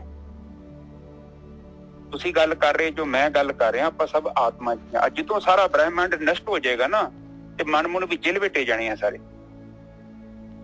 ਫਿਰ ਉਹ ਕੀ ਹੁੰਦਾ ਕਿ ਉਹ ਸਮਾਧੀ ਲੀਨ ਹੋ ਜਾਂਦੀ ਹੈ ਸ਼ਕਤੀ। ਫਿਰ ਪਤਾ ਨਹੀਂ ਕਿੰਨੇ ਜਨਮਾਂ ਤੱਕ, ਪਤਾ ਨਹੀਂ ਕਿੰਨੇ ਲੰਬੇ ਲੌਂਗ ਟਰਮ ਉਹਨੇ ਫਿਰ ਸਮਾਧੀ ਲੀਨ ਹੋ ਜਾਣਾ। ਔਰ ਫਿਰ ਜਦੋਂ ਉਹ ਚਾਹੁੰਦੀ ਹੈ ਤੇ ਫਿਰ ਉਹ ਏਦਾਂ ਪ੍ਰਕਿਰਤੀ ਬਣਾ ਦਿੰਦੀ ਆ। ਧਰਤੀਆਂ, ਸੂਰਜ, ਚੰਦ, ਤਾਰੇ ਕੀ ਕੰਟੀਨਿਊ ਬਣਾਈ ਜਾਂਦਾ ਪੁਰਸ਼ ਆਪਣੇ ਅੰਦਰੋਂ ਬਣਾਉਂਦਾ, ਬਣਾ ਕੇ ਤੇ ਉਸੇ ਚੀਜ਼ ਨੂੰ ਕੰਟੀਨਿਊ ਕਰਦਾ ਹੈ। ਆਪਾਂ ਸਭ ਆਤਮਾ ਹਾਂ, ਇਹ ਚੀਜ਼ ਨੂੰ ਆਪ ਅੰਡਰਸਟੈਂਡ ਕਰੋ। ਜੇਕਰ ਤੁਸੀਂ ਆਪਣੇ ਆਪ ਨੂੰ ਮਨ ਸਮਝਦੇ ਜੋ ਤੇ ਤੁਸੀਂ ਫਿਰ ਵੀ ਮੁਕਤ ਨਹੀਂ ਹੋ ਸਕਦੇ। ਆਪ ਚੀਜ਼ ਨੂੰ ਅੰਡਰਸਟੈਂਡ ਕਰੋ। ਸਾਧਨਾ ਜਿਹੜੀ ਹੈਗੀ ਹੈ ਆਤਮਾ ਤੱਤ ਦੀ ਸਾਧਨਾ ਹੈ। ਸਮਾਧੀ ਦੇ ਵਿੱਚ ਮਨ ਨਹੀਂ ਹੈਗਾ, ਉੱਥੇ ਗਿਆਨ ਇੰਦਰੀਆਂ ਨਹੀਂ ਆ, ਕਰਮ ਇੰਦਰੀਆਂ ਨਹੀਂ ਆ। ਜੇ ਢੱਡੀਆਂ ਦੇਖੋ ਕਈ ਵਾਰ ਤੁਹਾਡੀ ਜਦੋਂ ਗਹਿਰੀ ਸਮਾਧੀ ਲੱਗ ਜਾਂਦੀ ਆ, ਤੁਹਾਡੇ ਲਾਗੇ ਰੌਲਾ ਪੈਂਦਾ, ਤੁਹਾਨੂੰ ਸੁਣਦਾ ਹੀ ਨਹੀਂ। ਇਹਦਾ ਮਤਲਬ ਕਿ ਕਰਮ ਇੰਦਰੀਆਂ ਤੋਂ ਵੀ ਤੁਹਾਡਾ ਜਿਹੜਾ ਵਾ, ਜਿਹੜੀਆਂ ਕੰਨ ਰੂਪੀ ਇੰਦਰੀ, ਉੱਥੋਂ ਵੀ ਤੁਹਾਡਾ ਸੰਬੰਧ ਟੁੱਟ ਗਿਆ। ਉਸ ਅਵਸਥਾ 'ਚ ਤੁਸੀਂ ਪਹੁੰਚ ਗਏ ਜੋ ਬਿਲਕੁਲ ਆਪਣੇ ਅੰਤਰਾਕਰਾਂ ਦੇ ਵਿੱਚ। ਤੋ ਆਪਨੇ ਇਹ ਚੀਜ਼ ਨੂੰ ਅੰਡਰਸਟੈਂਡ ਕਰਨਾ ਹੈ, ਠੀਕ ਹੈ। ਉਹ ਇੱਕ ਤੇ ਮਨ ਦੇ ਬਾਰੇ ਥੋੜੀ ਗੱਲ ਕਲੀਅਰ ਹੋ ਗਈ ਕਿ ਮਨ ਜਿਹੜਾ ਹੈ, ਮਨ ਪ੍ਰਕਿਰਤੀ ਦਾ ਹੈ। ਮਨ ਬਹੁਤ ਦੂਰ ਹੈ। ਉਸ ਤੋਂ ਪਹਿਲਾਂ ਮਨ ਤੋਂ ਅੱਗੇ ਬੁੱਧੀ ਹੈਗੀ ਹੈ। ਮਨ ਕਿੱਥੋਂ ਬਣਿਆ? ਬੁੱਧੀ ਤੋਂ ਬਣਿਆ। ਛੋਟਾ ਬੱਚਾ ਪੈਦਾ ਹੋਇਆ, ਬੱਚੇ ਕੋ ਮਨ ਨਹੀਂ ਹੈਗਾ, ਬੱਚੇ ਕੋ ਬੁੱਧੀ ਹੈਗੀ ਹੈ, ਕਿਉਂਕਿ ਉਹ ਬੱਚਾ ਜਿਹੜਾ ਵਾ ਉਹ ਬੁੱਧੀ ਦੇ ਸਾਰੇ ਕੰਮ ਕਰ ਰਿਹਾ। ਹੁਣ ਬੱਚਾ ਵਹਿੰਦਾ ਪਿਆ ਵਾ ਕਿ ਜਦੋਂ ਮੇਰੀ ਮਾਂ ਮੈਂ ਬੈਠਾ ਵਾਂ, ਮਨ ਦੇ ਪਿੱਛੇ ਹੋਮੇ ਬੈਠੀ ਹੈ, ਮਨ ਅੱਗੇ ਆ, ਮਨ ਦੇ ਪਿੱਛੇ ਹੋਮੇ ਆ। ਬੱਚਾ ਵਹਿੰਦਾ ਪਿਆ ਵਾ ਕਿ ਇਹ ਤੇ ਜਦੋਂ ਮੈਂ ਹੱਸਦਾ ਖੇਡਦਾ ਤੇ ਮੇਰੀ ਮੰਮੀ ਮੈਨੂੰ ਪੁੱਛਦੀ ਨਹੀਂ ਆ, ਆਮ ਤੁਰਦੀ ਫਿਰਦੀ ਆਪਣੇ ਕੰਮ ਕਰਦੀ ਆ। ਜਦੋਂ ਮੈਂ ਮਾੜਾ ਜਿਹਾ ਰੋਣਾ ਵਾ ਤੇ ਨਾਲ ਹੀ ਮੈਨੂੰ ਚੁੱਕ ਲੈਂਦੀ ਆ। ਉੱਥੇ ਉਹਦਾ ਮਨ ਜਨਰੇਟ ਹੋਣ ਡਿਆ ਪੈਂਦਾ, ਕਿਉਂਕਿ ਬੁੱਧੀ ਨੇ ਉਹਨੂੰ ਦੱਸਿਆ ਕਿ ਆਹ ਚੀਜ਼ਾਂ ਤੇ ਵੇਖ, ਤੈਨੂੰ ਪਤਾ ਨਹੀਂ ਲੱਗਣ ਡਿਆ ਕਿ ਮੰਮੀ ਤੇਰੀ ਤੈਨੂੰ ਪੁੱਛਦੀ ਖਿੱਚਦੀ ਨਹੀਂ ਆ, ਉਹ ਆਪਣੇ ਕੰਮ 'ਚ ਲੱਗੀ ਆ, ਤੂੰ ਮਾੜਾ ਜਿਹਾ ਰੋਣਾ ਵਾ ਤੇ ਕਿੱਦਾਂ ਤੈਨੂੰ ਪੁੱਛੜ ਚੁੱਕ ਲੈਂਦੀ ਆ। ਉਸ ਤੋਂ ਬਾਅਦ ਕੀ ਬੱਚਾ ਕਰਦਾ ਕਿ ਬੱਚਾ ਨਕਲੀ ਰੋਣਾ ਸਿੱਖਦਾ, ਕਿਉਂਕਿ ਉਹ ਟੈਨਸ਼ਨ ਚਾਹੁੰਦਾ ਹੈ। ਉੱਥੋਂ ਤੇ ਮਨ ਦਾ ਜਨਰੇਟ ਹੋ ਜਾਂਦਾ, ਮਨ ਆਪਣੇ ਰੂਪ 'ਚ ਪ੍ਰਗਟ ਹੁੰਦਾ ਹੌਲੀ ਹੌਲੀ ਕਰ। ਪਰ ਮਨ ਜਦੋਂ ਜਿਵੇਂ ਪ੍ਰਗਟ ਹੋਊਗਾ ਉਹਨੇ ਸਾਡੇ ਹਰ ਕੰਮ 'ਚ ਦੇਖਣਾ, ਉਹਨੇ ਫਿਰ ਉਹਦੇ ਨਾਲ ਹੰਕਾਰ ਜੁੜਿਆ, ਕਾਮ ਕਰੋ ਤੇ ਲੋਭ ਮੋਹ ਹੰਕਾਰ, ਫਿਰ ਮਨ ਸਟਰੋਂਗ ਹੋਈ ਜਾਂਦਾ। ਉਹ ਜਿੱਥੇ ਇੱਛਾ ਦੀ ਪੂਰਤੀ ਨਹੀਂ ਹੁੰਦੀ ਉੱਥੇ ਮਨ ਪ੍ਰਗਟ ਹੁੰਦਾ। ਹੁਣ ਇੱਥੇ ਕ੍ਰੋਧ ਦੀ ਗੱਲ ਕਰ ਰਹੇ ਨੇ, ਠੀਕ ਹੈ। ਅੰਦਰ ਕਾਮ ਕ੍ਰੋਧ ਮਨਮੁਖ ਬੋਲ ਨਾ ਜਾਣਨੀ, ਉਹਨਾਂ ਅੰਦਰ ਕਾਮ ਕ੍ਰੋਧ ਹੰਕਾਰ। ਹਾਂ, ਤੇ ਅੰਦਰ ਦੇਖੋ ਉਹ ਕੀ ਅੰਦਰ ਆ ਉਹਦੇ, ਇਹ ਸਾਰੇ ਉਹਦੇ ਆ ਜਿਹੜੇ ਹੈਗੇ ਆ ਅਵਗੁਣ, ਤੇ ਉਹ ਅਵਗੁਣ ਹੈਗੇ ਉਹਦੇ ਅੰਦਰ। ਕਿੰਨੇ ਤਗੜੇ ਅਵਗੁਣ ਹੈ ਨਾ, ਕਾਮ ਹੈ ਤੇ ਕ੍ਰੋਧ ਹੈ ਤੇ ਹੰਕਾਰ ਆ। ਹੁਣ ਹੰਕਾਰ ਦੀ ਗੱਲ, ਹੰਕਾਰ ਦੀ ਤੇ ਹੰਕਾਰ ਤੋਂ ਪਤਾ ਨਾ ਆਪ ਨੂੰ ਹੰਕਾਰ ਕਿੱਥੋਂ ਪੈਦਾ ਹੁੰਦਾ ਹੈ। ਹੰਕਾਰ ਦੇ ਲਈ ਹੰਕਾਰ ਪਦਾਰਥ ਵੈਸੇ ਮੋਸਟਲੀ ਜਿਹੜਾ ਭੌਤਿਕ ਪਦਾਰਥਾਂ ਤੋਂ ਹੰਕਾਰ ਪੈਦਾ ਹੁੰਦਾ ਹੈ। ਬਿਲਕੁਲ ਠੀਕ। ਮੇਰਾ ਘਰ, ਮੇਰੇ ਬੱਚੇ, ਮੇਰੀ ਕਾਰ, ਮੇਰੀ ਬੈਂਕ 'ਚ ਇੰਨਾ ਪੈਸਾ, ਮੇਰਾ ਸਰੀਰ। ਹਾਂ, ਪਰ ਗਰੀਬ ਕੋ ਵੀ ਹੰਕਾਰ ਹੁੰਦਾ ਜੀ, ਉਹਦੇ ਕੋਲ ਹੋਰ ਕਿਸਮ ਦਾ ਹੰਕਾਰ ਹੋਊਗਾ, ਸੁਖਮ ਹੰਕਾਰ ਹੋਊਗਾ। ਪਰ ਕੋ ਪਦਾਰਥ ਤੇ ਨਹੀਂ ਹੈਗੇ, ਉਹਦਾ ਆਪਣਾ ਉਹਦੇ ਆਪਣੇ ਹੰਕਾਰ ਹੈਗਾ। ਉਹਨੂੰ ਹਉਮੈ ਕਹਿੰਦੇ ਆ, ਹੋਰ ਕਿਸੇ ਹਉਮੈ ਆ ਗਈ, ਉਹ ਹਉਮੈ ਹੈ ਉਹਦੇ ਅੰਦਰ ਜਿਹੜੀ ਹਉਮੈ ਹੋਏਗੀ, ਕਿਉਂਕਿ ਉਹ ਆਪਣੇ ਆਪ ਨੂੰ ਸਮਝਦਾ ਵੀ ਮੈਂ ਸਰੀਰ ਹੈਗਾ ਬਸ। ਹਾਂ, ਉਹ ਨਿਜਰ ਸਾਹਿਬ ਉਹ ਵੀ ਨਹੀਂ ਕਿਹਨੂੰ ਘੱਟ ਸਮਝਦਾ। ਤੁਸੀਂ ਵੇਖੋਗੇ ਨਾ ਉਹਦੇ ਅੰਦਰ ਵੀ ਉਸੇ ਤਰ੍ਹਾਂ ਹੀ ਭਰਿਆ ਹੋਇਆ। ਬਿਲਕੁਲ ਠੀਕ ਹੈ ਜੀ। ਬਾਕੀ ਹਾਂ, ਅੱਛਾ ਹੁਣ ਇਸ 'ਚ ਆਪਾਂ ਥੋੜਾ ਜਿਹਾ ਹੰਕਾਰ ਤੇ ਮੈਂ ਤੁਹਾਨੂੰ ਥੋੜੀ ਐਡਵਾਈਸ ਕਰਨਾ ਚਾਹੁੰਦਾ ਕਿ ਥੋੜਾ ਜਿਹਾ ਹੰਕਾਰ ਦੇ ਬਾਰੇ 1 ਮਿੰਟ ਲਾਵਾਂਗਾ। ਦੇਖੋ, ਇੱਕ ਨਾ ਆਪਣਾ ਜੀਵਨ ਏਦਾਂ ਦਾ ਵਾ ਕਿ ਆਪਾਂ ਨੂੰ ਥੋੜਾ ਜਿਹਾ ਆਪਾਂ ਏਦਾਂ ਦੇ ਸਮਾਜ 'ਚ ਰਹਿ ਰਹੇ ਹਾਂ ਕਿ ਆਮ ਹੀ ਬੰਦੇ ਨੂੰ ਗੁੱਸਾ ਚੜ੍ਹ ਹੀ ਜਾਂਦਾ ਤੇ ਜੇ ਚੌਥੇ ਦਿਨ ਆਮ ਹੀ ਘਰਾਂ 'ਚ ਇੱਕ ਸਮੱਸਿਆ ਹੁੰਦੀ ਤੇ ਉੱਥੇ ਆਪ ਨੇ ਕਿੱਦਾਂ ਡੀਲ ਕਰਨਾ ਹੈ, ਉਹਦੇ ਲਈ ਥੋੜਾ ਜਿਹਾ ਮੇਰੇ ਕੋਲ ਪੁਆਇੰਟ ਨੋਟ ਕਰ ਲਓ ਤੁਸੀਂ, ਔਰ ਪ੍ਰੈਕਟੀਕਲ ਕਰਕੇ ਦੇਖਿਓ, ਤੁਹਾਡੀ ਜ਼ਿੰਦਗੀ ਸਵਰਗ ਹੋ ਜਾਊਗੀ। ਤੁਸੀਂ ਗੱਲਾਂ ਸੁਣ ਕੇ ਨਾ ਕਿਤੇ ਮਿੱਟੀ ਕਰਦੇ, ਉਹਦਾ ਤਾਂ ਫਾਇਦਾ ਕੁਛ ਨਹੀਂ ਆ। ਉਹਦੇ ਨੂੰ ਨਾ ਸੁਣਿਆ ਕਰੋ, ਜੇ ਇੰਪਲੀਮੈਂਟ ਨਹੀਂ ਕਰਨੀਆਂ ਫਿਰ ਤਾਂ ਫਾਇਦਾ ਕੁਛ ਨਹੀਂ। ਇਹ ਜਿਹੜੀਆਂ ਨਾ ਬ੍ਰਹਮ ਸੂਤਰ ਹੁੰਦੇ ਆ, ਇਹ ਸਾਰੇ ਖੋਜਾਂ ਕੀਤੀਆਂ ਨੇ ਗ੍ਰੰਥਾਂ ਦੇ ਵਿੱਚ ਇਹਨੇ ਟੋਟ ਕੇ, ਔਰ ਉਹਨਾਂ ਨੂੰ ਆਪਾਂ ਰਿਫਾਈਨ ਕਰਕੇ ਤੁਹਾਨੂੰ ਦੇ ਰਹੇ ਹਾਂ। ਤੇ ਇਹ ਨਾ ਸੁਣ ਕੇ ਤੇ ਇੱਕ ਕੰਨ ਥਾਣੀ ਸੁਣਿਆ ਤੇ ਦੂਜੇ ਕੰਨ ਥਾਣੀ ਕੱਢਤਾ, ਫਿਰ ਤਾਂ ਫਾਇਦਾ ਕੁਛ ਨਹੀਂ। ਉਹ ਮਿੱਟੀ ਹੈਗਾ, ਉਹਦੇ ਨਾਲ ਤਾਂ ਨਾ ਸੁਣੋ, ਕੋਈ ਹੋਰ ਕੰਮ ਕਰ ਸਕਦੇ ਤੁਸੀਂ। ਪਰ ਜੇ ਸੁਣਦੇ ਜੋ ਤੈਨੂੰ ਇੰਪਲੀਮੈਂਟ ਕਰਨਾ ਪੈਣਾ। ਅੱਛਾ, ਇਹ ਕੀ ਕਹਿੰਦੇ ਆ ਕਿ ਜਦੋਂ ਕਿਸੇ ਦੂਜੇ ਬੰਦੇ ਨੂੰ ਤੁਹਾਡੇ ਲਾਗੇ ਗੁੱਸਾ ਚੜ ਗਿਆ, ਔਰ ਉਸ ਟਾਈਮ ਤੇ ਤੁਸੀਂ ਕੀ ਕਰਨਾ ਹੈ? ਤੁਸੀਂ ਤਾਂ ਹੋ ਜੋ ਨਾ ਗੁੱਸਾ ਨੂੰ ਚੜਿਆ ਨਾ, ਤੁਹਾਨੂੰ ਥੋੜੀ ਚੜਿਆ, ਤੁਸੀਂ ਚੁੱਪ ਹੋ ਜਾਣਾ। ਰੂਲ ਨੰਬਰ 1, ਚੁੱਪ ਹੋ ਜਾਓ। ਔਰ ਉਸ ਬੰਦੇ ਨੂੰ ਲਗਾਤਾਰ 10-15 ਮਿੰਟ ਬੋਲਣ ਦਿਓ। 10-15 ਮਿੰਟ ਬੋਲਣ, ਉਹਨੂੰ ਬੋਲਣ ਦਿਓ। ਉਹਨੇ ਬੋਲ ਕੇ ਇੱਕ ਸਮਾਂ ਆਊਗਾ ਤੇ ਥੱਕ ਜਾਣਾ। ਕਿੰਨਾ ਚਿਰ ਬੋਲੂਗਾ ਵਾਲਾ ਮੇਜਰ ਸਾਹਿਬ? ਬਿਲਕੁਲ ਠੀਕ ਹੈ ਜੀ, ਬਹੁਤ ਵਧੀਆ। ਅੱਧਾ 15 ਮਿੰਟ, 20 ਮਿੰਟ, 30 ਮਿੰਟ, 15 ਮਿੰਟ ਤੋਂ ਬਾਅਦ ਗੁੱਸਾ ਰਹਿ ਹੀ ਨਹੀਂ ਸਕਦਾ। ਬੋਲ ਕੇ ਸੀਟੀ ਵੱਜ ਗਈ, ਸੀਟੀ ਜਦੋਂ ਕੁੱਕਰ 'ਚ ਵੱਜ ਜਾਂਦੀ, ਮੁੜ ਕੇ ਦੁਬਾਰਾ ਸੀਟੀ ਵੱਜਣੀ ਟਾਈਮ ਲੱਗਣਾ, ਮੈਂ ਇੱਕਦਮ ਨਹੀਂ ਸੀਟੀ ਵੱਜੀ ਜਾਣੀ। ਹੁਣ ਉਹਨੂੰ 15 ਮਿੰਟ ਟਾਈਮ ਤੋਂ ਉਹਨੂੰ ਫਿਰ ਉਹਨੂੰ ਕਹੋ ਕਿ ਇਹਨੂੰ ਬੋਲ ਲੈਣ ਦਿਓ। ਔਰ ਜਦੋਂ ਉਸ ਬੰਦੇ ਨਾਲ ਜੇਕਰ ਗੱਲ ਕਰਨੀ ਵੀ ਪੈ ਰਹੀ ਹੈ ਤੇ ਤੁਹਾਡੀ ਟਿਊਨ 'ਚ ਫਰਕ ਨਹੀਂ ਪੈਣਾ ਚਾਹੀਦਾ। ਤੁਹਾਡੀ ਆਵਾਜ਼ ਦੀ ਤਲਖੀ ਵਾਲੀ ਨਹੀਂ ਹੋਣੀ ਚਾਹੀਦੀ, ਕਿਉਂਕਿ ਉਹ ਕ੍ਰੋਧੀ ਬੰਦਾ ਵਾ, ਉਹਨੇ ਤੇ ਮੂਰਖ ਹੈਗਾ ਵਾ, ਉਹਨੇ ਤੇ ਤੁਹਾਨੂੰ ਸੱਟ ਲਾ ਦੇਣੀ ਆ, ਤੁਹਾਡਾ ਨੁਕਸਾਨ ਕਰ ਦੂਗਾ, ਤੁਹਾਡੀ ਨੌਕਰੀ ਖੋਲੂਗਾ। ਔਰ ਨਿਜਰ ਸਾਹਿਬ ਕਈ ਲੋਕ ਏਦਾਂ ਨੌਕਰੀ ਗਵਾ ਲੈਂਦੇ ਨੇ ਆਪਣੀ। ਬਿਲਕੁਲ ਗਵਾ ਲੈਂਦੇ, ਆਕੜ ਦੇ ਵਿੱਚ ਗਵਾ ਲੈਂਦੇ। ਹਾਂ, ਔਰ ਉਸ ਟਾਈਮ ਤੇ ਜਿਹੜਾ ਬੰਦਾ ਬੇਹੋਸ਼ ਹੋ ਗਿਆ ਵਾ ਉਹ ਤੁਹਾਡਾ ਬੌਸ ਆ, ਤੁਹਾਡਾ ਘਰ ਦਾ ਵਾ ਜਾਂ ਘਰ ਦੀ ਆ, ਤੁਹਾਡਾ ਮਾਂ ਪਿਓ ਜਾਂ ਸੱਸ ਸਹੁਰਾ ਜਾਂ ਜਠਾਣੀ, ਇਹ ਕ੍ਰੋਧ ਬੜੀ ਤੜੀ ਇੱਕ ਪਾਵਰ ਹੈਗੀ ਹੈ ਔਰ ਉਹ ਬੰਦਿਆਂ ਕੋਲ ਕੰਟਰੋਲ ਨਹੀਂ ਹੋ ਰਹੀ। ਤੁਸੀਂ ਉਹਦੇ ਨਾਲ ਜੇ 10 ਮਿੰਟ ਚੁੱਪ ਹੋ ਜਾਓ ਤੇ ਉਹਦੇ ਨਾਲ ਕੀ ਤੁਹਾਡਾ ਜੀਵਨ ਬੜਾ ਸੁਥਰਾ ਹੋ ਜਾਊਗਾ। ਨਹੀਂ ਤੇ ਜੀਵਨ 95% ਲੋਕੀ ਪਰੇਸ਼ਾਨ ਕਿਉਂ ਆ? ਕਿਉਂਕਿ ਲੋਕਾਂ ਨੂੰ ਕ੍ਰੋਧ ਮੈਨੇਜ ਕਰਨਾ ਨਹੀਂ ਆ ਰਿਹਾ ਨਿਜਰ ਸਾਹਿਬ। ਔਰ ਉਹ ਬੰਦਾ ਕਿ ਇੱਕ ਨੌਕਰੀ ਛੱਡਦਾ ਫਿਰ ਦੂਜੀ ਲੱਭਦਾ, ਦੂਜੀ ਛੱਡਦਾ ਫਿਰ ਤੀਜੀ ਲੱਭਦਾ। ਉਹ ਸੋਚਦਾ ਕਿ ਲੋਕੀ ਗਲਤ ਨੇ, ਪਰ ਉਹ ਨਹੀਂ ਸਮਝਦਾ ਕਿ ਮੇਰੇ 'ਚ ਪ੍ਰੋਬਲਮ ਹੈ। ਕਿਉਂਕਿ ਮੈਂ ਕੀ ਕਰ ਰਿਹਾ ਵਾਂ, ਮੈਂ ਮਤਲਬ ਮੈਂ ਵੀ ਕਰ ਰਿਹਾ ਵਾਂ, ਸਵਾਲ ਜਵਾਬ ਨਹੀਂ ਕਰ ਰਿਹਾ, ਮੈਂ ਰਿਐਕਸ਼ਨ ਕਰ ਰਿਹਾ। ਜਿੱਦਾਂ ਕੁੱਤੇ ਦੀ ਪੂਛ ਤੇ ਡੰਡਾ ਮਾਰਿਆ ਤੇ ਉਧਰੋਂ ਭੌਂਕਣਾ ਸ਼ੁਰੂ ਕਰਤਾ ਉਹਨੇ। ਉਸ ਟਾਈਮ ਤੇ ਇਹ ਆ ਕਿ ਅਸੀਂ ਜਾਨਵਰ ਨਹੀਂ ਹੈਗੇ, ਅਸੀਂ ਇਨਸਾਨ ਆ ਕਿ ਮੇਰਾ ਬੋਲਣਾ ਜ਼ਰੂਰੀ ਆ ਔਰ ਮੇਰਾ ਬੋਲਣਾ ਵੈਸੇ ਵੀ ਜ਼ਰੂਰੀ ਨਹੀਂ। ਅਗਲਾ ਬੰਦਾ ਬੇਹੋਸ਼ ਹੋ ਗਿਆ, ਬੇਹੋਸ਼ ਬੰਦੇ ਨੂੰ ਕੀ ਕਰੋਗੇ ਤੁਸੀਂ? ਉਹਨੂੰ ਸਮਝਾਓਗੇ, ਉਹਨੂੰ ਸਮਝਣਾ? ਤੁਸੀਂ ਇੱਕ ਜਨਾਨੀ ਨੂੰ ਗੁੱਸਾ ਚੜ ਗਿਆ, ਤੁਸੀਂ ਭਾਵੇਂ ਇਹਨੂੰ ਘੰਟਾ ਕੁੱਟਦੇ ਰਹੋ, ਉਹਨੇ ਨਹੀਂ ਬੋਲਣਾ ਉੱਠਣਾ। ਇਹ ਗੱਲ ਨਹੀਂ ਯਕੀਨ ਤੇ ਪਰਤਾ ਕੇ ਵੇਖ ਲਿਓ, ਕਿਉਂਕਿ ਉਹ ਬੰਦਾ ਆਪਣੀ ਸੈਂਸ 'ਚ ਨਹੀਂ ਆ, ਬੇਹੋਸ਼ ਹੋ ਗਿਆ ਵਾ। ਉਹਨੂੰ ਇਹ ਵੀ ਨਹੀਂ ਪਤਾ ਲੱਗਣ ਦਿਆ ਕਿ ਮੇਰੇ ਸਰੀਰ ਨੂੰ ਡਾਂਗਾਂ ਪੈਣ ਦੀਆਂ।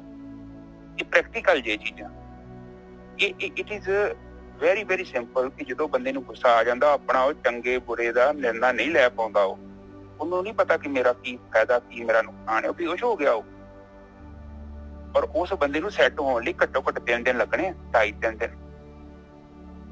ਅੱਛਾ, ਹੁਣ ਜ਼ਿਆਦਾ ਜਦੋਂ ਵੀਰ ਜੀ ਰਿਐਕਸ਼ਨ ਦੇ ਹੀ ਹੁੰਦੇ ਆ, ਜ਼ਿਆਦਾ ਜਿਹੜੀ ਗੱਲ ਵੱਧਦੀ ਮਤਲਬ ਰਿਐਕਸ਼ਨ ਨਾਲ ਹੀ ਹੁੰਦੀ ਆ, ਸਟਰੋਂਗ ਰਿਐਕਸ਼ਨ।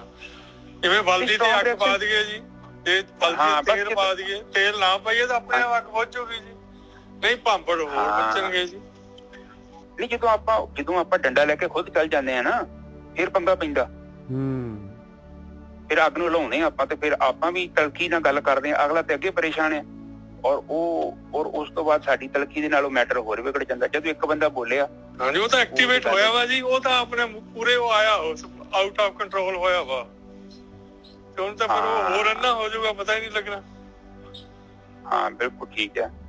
ਤੇ ਇਹ ਜਿਹੜੀ ਚੀਜ਼ ਥੋੜੀ ਜਿਹੀ ਧਿਆਨ ਦਿਆ ਕਰੋ ਔਰ ਕੋਸ਼ਿਸ਼ ਕਰੋ ਕਿ ਉਹਦੇ ਨਾਲ ਇੱਕ ਦਿਨ ਰੋਕ ਕੇ ਗੱਲ ਕੀਤੀ ਜਾਵੇ। ਸੇਮ ਡੇ ਤੇ ਗੱਲ ਨਾ ਕਰਿਓ। ਔਰ ਗੱਲ ਜਿਹੜੀ ਉਹ ਕਰ ਰਿਹਾ ਨਾ, ਉਸ ਮੈਟਰ ਤੇ ਖਾਸ ਕਰਕੇ ਗੱਲ ਕਰਨੀ ਨਹੀਂ ਨਾ। ਭਾਵੇਂ ਤੁਸੀਂ ਕਿੰਨੇ ਮਰਜ਼ੀ ਸਹੀ ਜੋ, ਉਹ ਗਲਤ ਆ, ਉਹਨੇ ਤੁਹਾਡੀ ਗੱਲ ਤੇ ਵਿਸ਼ਵਾਸ ਨਹੀਂ ਕਰਦਾ।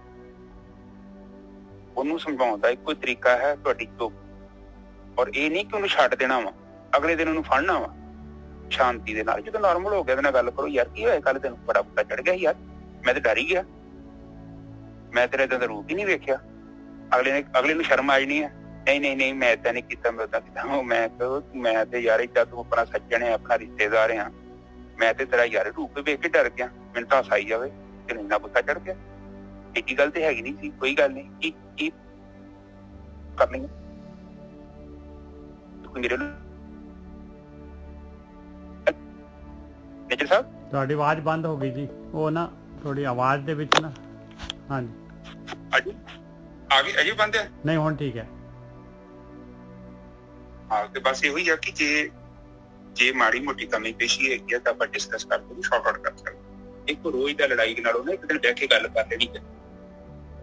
ਜੇ ਰੋਜ਼ ਜਿਹੜੀ ਰਿਪੀਟ ਹੋ ਰਹੀ ਹੈ ਗੱਲ, ਮੈਂ ਕਹਿੰਦਾ ਕਿ ਇਸ ਟਾਈਮ ਟੂ ਸਿਟ ਅਰਾਊਂਡ, ਬਹਿ ਜਾਓ ਉਹਦੇ ਨਾਲ, ਉਸ ਬੰਦੇ ਨਾਲ ਗੱਲ ਕਰੋ। ਉਹਨੂੰ ਕਹੋ ਵੀ 3-4 ਘੰਟੇ ਤੱਕ ਬਾਅਦ ਚ ਮੈਂ ਤੇਰੇ ਨਾਲ ਗੱਲ ਕਰਨਾ, ਔਰ ਬਹਿ ਕੇ ਗੱਲ ਜੋ ਹੈਗੀ ਫਿਗਰ ਆਊਟ। ਕਿਉਂਕਿ ਤੂੰ ਵੀ ਇੱਥੇ ਰਹਿਣਾ, ਮੈਂ ਵੀ ਇੱਥੇ ਰਹਿਣਾ, ਤੇ ਰੋਜ਼ ਦੇ ਝੰਜੜ ਆਉਣ ਦਾ ਫਾਇਦਾ ਕੋਈ ਨਹੀਂ। ਠੀਕ ਹੈ, ਜੈਂਟਲਮੈਨ ਟਾਕ ਕਰੋ। ਤੇ ਜਿਹੜਾ ਬੰਦੇ ਨੂੰ ਗੁੱਸਾ ਚੜ ਗਿਆ, ਉਹਨੇ ਆਪਣੀ ਬੁੱਧੀ ਵਰਤੋਂ ਨਹੀਂ ਕਰਦਾ, ਉਸ ਨੂੰ ਨਹੀਂ ਕਰਦਾ। ਇਹ ਚੀਜ਼ ਨੂੰ ਆਪ ਅੰਡਰਸਟੈਂਡ ਕਰੋ। ਘਰੇ ਜੇ ਕੋਈ ਏਦਾਂ ਦਾ ਮੈਂਬਰ ਹੈਗਾ ਜਿਹੜਾ ਬਾਰ-ਬਾਰ ਰਿਐਕਟ ਕਰ ਰਿਹਾ, ਗੁੱਸਾ ਕਰ ਰਿਹਾ, ਉਸ ਬੰਦੇ ਨਾਲ ਗੱਲ ਕਰਕੇ ਅਗਲੇ ਦਿਨ ਇਹਨੂੰ ਸ਼ਾਰਟ ਆਊਟ ਕੀਤਾ ਜਾਵੇ। ਪਰਮਾਨੈਂਟ ਸ਼ਾਰਟ ਆਊਟ ਹੋ ਜਾਊਗਾ।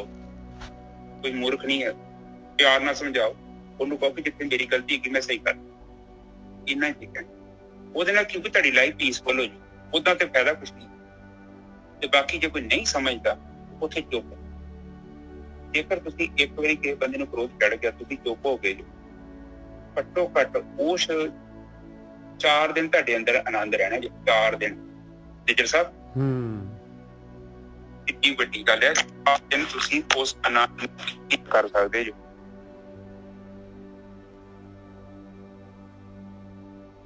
ਹਾਂਜੀ ਨਿੱਜਰ ਸਾਹਿਬ ਅੱਗੇ ਤੁਕ ਬੋਲੋ ਜੀ।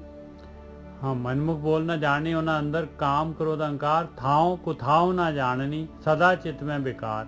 क्योंकि उन्होंने नहीं पता भी किहड़ी जगह ते किहड़ी गल करनी है, किहड़ी जगह ते की वो हर टाइम जिहड़ा हैगा उन्हें दे अंदर जिहड़े हैगे बेकार ही चितपदे रहिंदे। उन्हां दे चित्त ते डिस्पले दे उत्ते बेकार ही आउंदे आ। वो जिहड़े हैगे वो उन्हां दे अंदर जिहड़ी हैगी किस तरीके बुराइयां ही जिहड़ियां हैगियां उन्हां नूं हमेशा बुराइयां दे विच ही आनंद आउंदा है, बुराइयां ही चाहुंदे आ। होर कोई उन्हां नूं जिहड़ा हैगा कोई भलाई वाली काम भलाई वाली गल उन्होंने नहीं आती। हाँ जी हाँ बिल्कुल ठीक है जी, क्योंकि उन्होंने चित्त के उत्ते सब गंदमंद पिया और उन्होंने वही वेखना है। उन्होंने नहीं वेखना कि अगले का दिल दुखदा या नहीं दुखदा।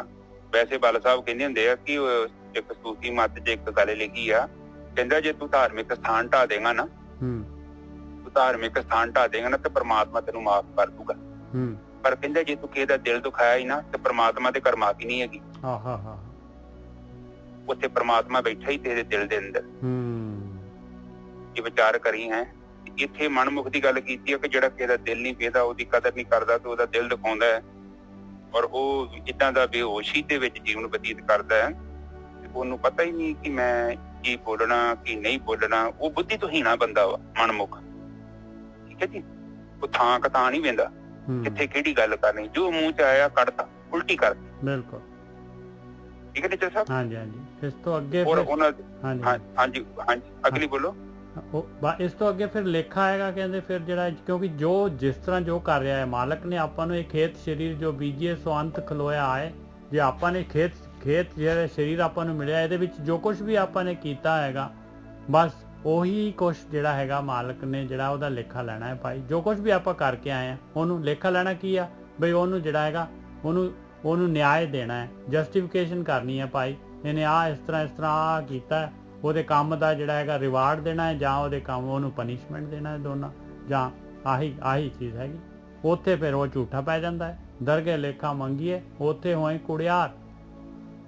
ਹਾਂਜੀ ਗੁਰਕੀ ਜੀ। ਦਰਗਾਹ ਲੇਖਾ ਮੰਗੀਏ ਤੇ ਉੱਥੇ ਹੋਏ ਕੁੜਿਆਰ। ਹੁਣ ਉਹ ਕਹਿੰਦੇ ਆ ਕਿ ਜਦੋਂ ਉਹਨੇ ਆਪਣੇ ਆਪ ਦੇ ਨਾਲ ਕਾਰਨ ਸਰੀਰ ਨੂੰ ਲੈ ਕੇ ਜਾਣਾ ਹੈ ਤੇ ਉੱਥੇ ਉਹਦੀ ਪੁੱਛਗਿੱਛ ਹੋਣੀ ਹੈ ਕਿ ਜੀਵਨ ਤੂੰ ਕਿੱਦਾਂ ਦਾ ਬਤੀਤ ਕੀਤਾ, ਕਿਉਂਕਿ ਉਹਨੇ ਤੇ ਜੀਵਨ ਏਦਾਂ ਦਾ ਬਤੀਤ ਕੀਤਾ ਨਾ। ਵੇਖੋ ਨਾ, ਮਨਮੁਖ ਬੋਲ ਨਾ ਜਾਣਨੀ। ਉਹ ਉਹਨੂੰ ਪਤਾ ਹੀ ਨਹੀਂ ਬੋਲਣਾ ਕੀ ਆ ਕੀ ਕਬੋਲ ਆ। ਲੋਕਾਂ ਦਾ ਦਿਲ ਦਿਖਾਉਂਦਾ ਹੈ, ਅੰਦਰ ਕਾਮ ਕ੍ਰੋਧ ਤੇ ਹੰਕਾਰ ਹੈਗੇ ਆ। ਤੇ ਫਿਰ ਜਦੋਂ ਇਹਨਾਂ ਦੇ ਔਗਣਾ ਚੋਂ ਕਦੀ ਕਰੂਗਾ ਤੇ ਇਹਦਾ ਲੇਖਾ ਬਣਨਾ ਹੈ ਤੁਹਾਡੇ ਅੰਦਰ। ਕਰਮ ਬਣਨੇ ਨੇ, ਕਰਮਾਂ ਦੇ ਸੰਸਕਾਰ ਬਣਨੇ ਨੇ ਔਰ ਸੰਸਕਾਰਾਂ ਨੂੰ ਭੋਗਣ ਦੇ ਲਈ ਇਨਸਾਨ ਨੂੰ ਜੂਨੀ ਵਿੱਚ ਆਉਣਾ ਪੈਂਦਾ ਹੈ। ਉਸ ਕਿਸਮ ਦਾ ਸਰੀਰ ਮਿਲੂਗਾ ਉਸ ਕਰਮ ਨੂੰ ਨਸ਼ਟ ਕਰਨ ਦੇ ਲਈ। ਬਿਲਕੁਲ ਠੀਕ ਹੈ ਜੀ, ਬਿਲਕੁਲ ਠੀਕ ਹੈ। ਉਹ ਕਰਮ ਉੱਥੇ ਕਰ ਨਹੀਂ ਸਕਦਾ, ਉਹ ਇਸ ਲਈ ਉੱਥੇ ਨਸ਼ਟ ਹੋ ਜਾਏਗਾ। ਬਹੁਤ ਵਧੀਆ ਗੱਲ ਕਹੀ। ਕਾਰਨ ਸਰੀਰ ਇਸ ਤਰ੍ਹਾਂ ਹੀ ਘਟਦਾ ਹੈ ਕਾਰਨ ਸਰੀਰ। ਹਾਂ, ਉਹਨੂੰ ਭੋਗੀ ਜੂਨਾ ਜਾਣਾ ਪਊਗਾ।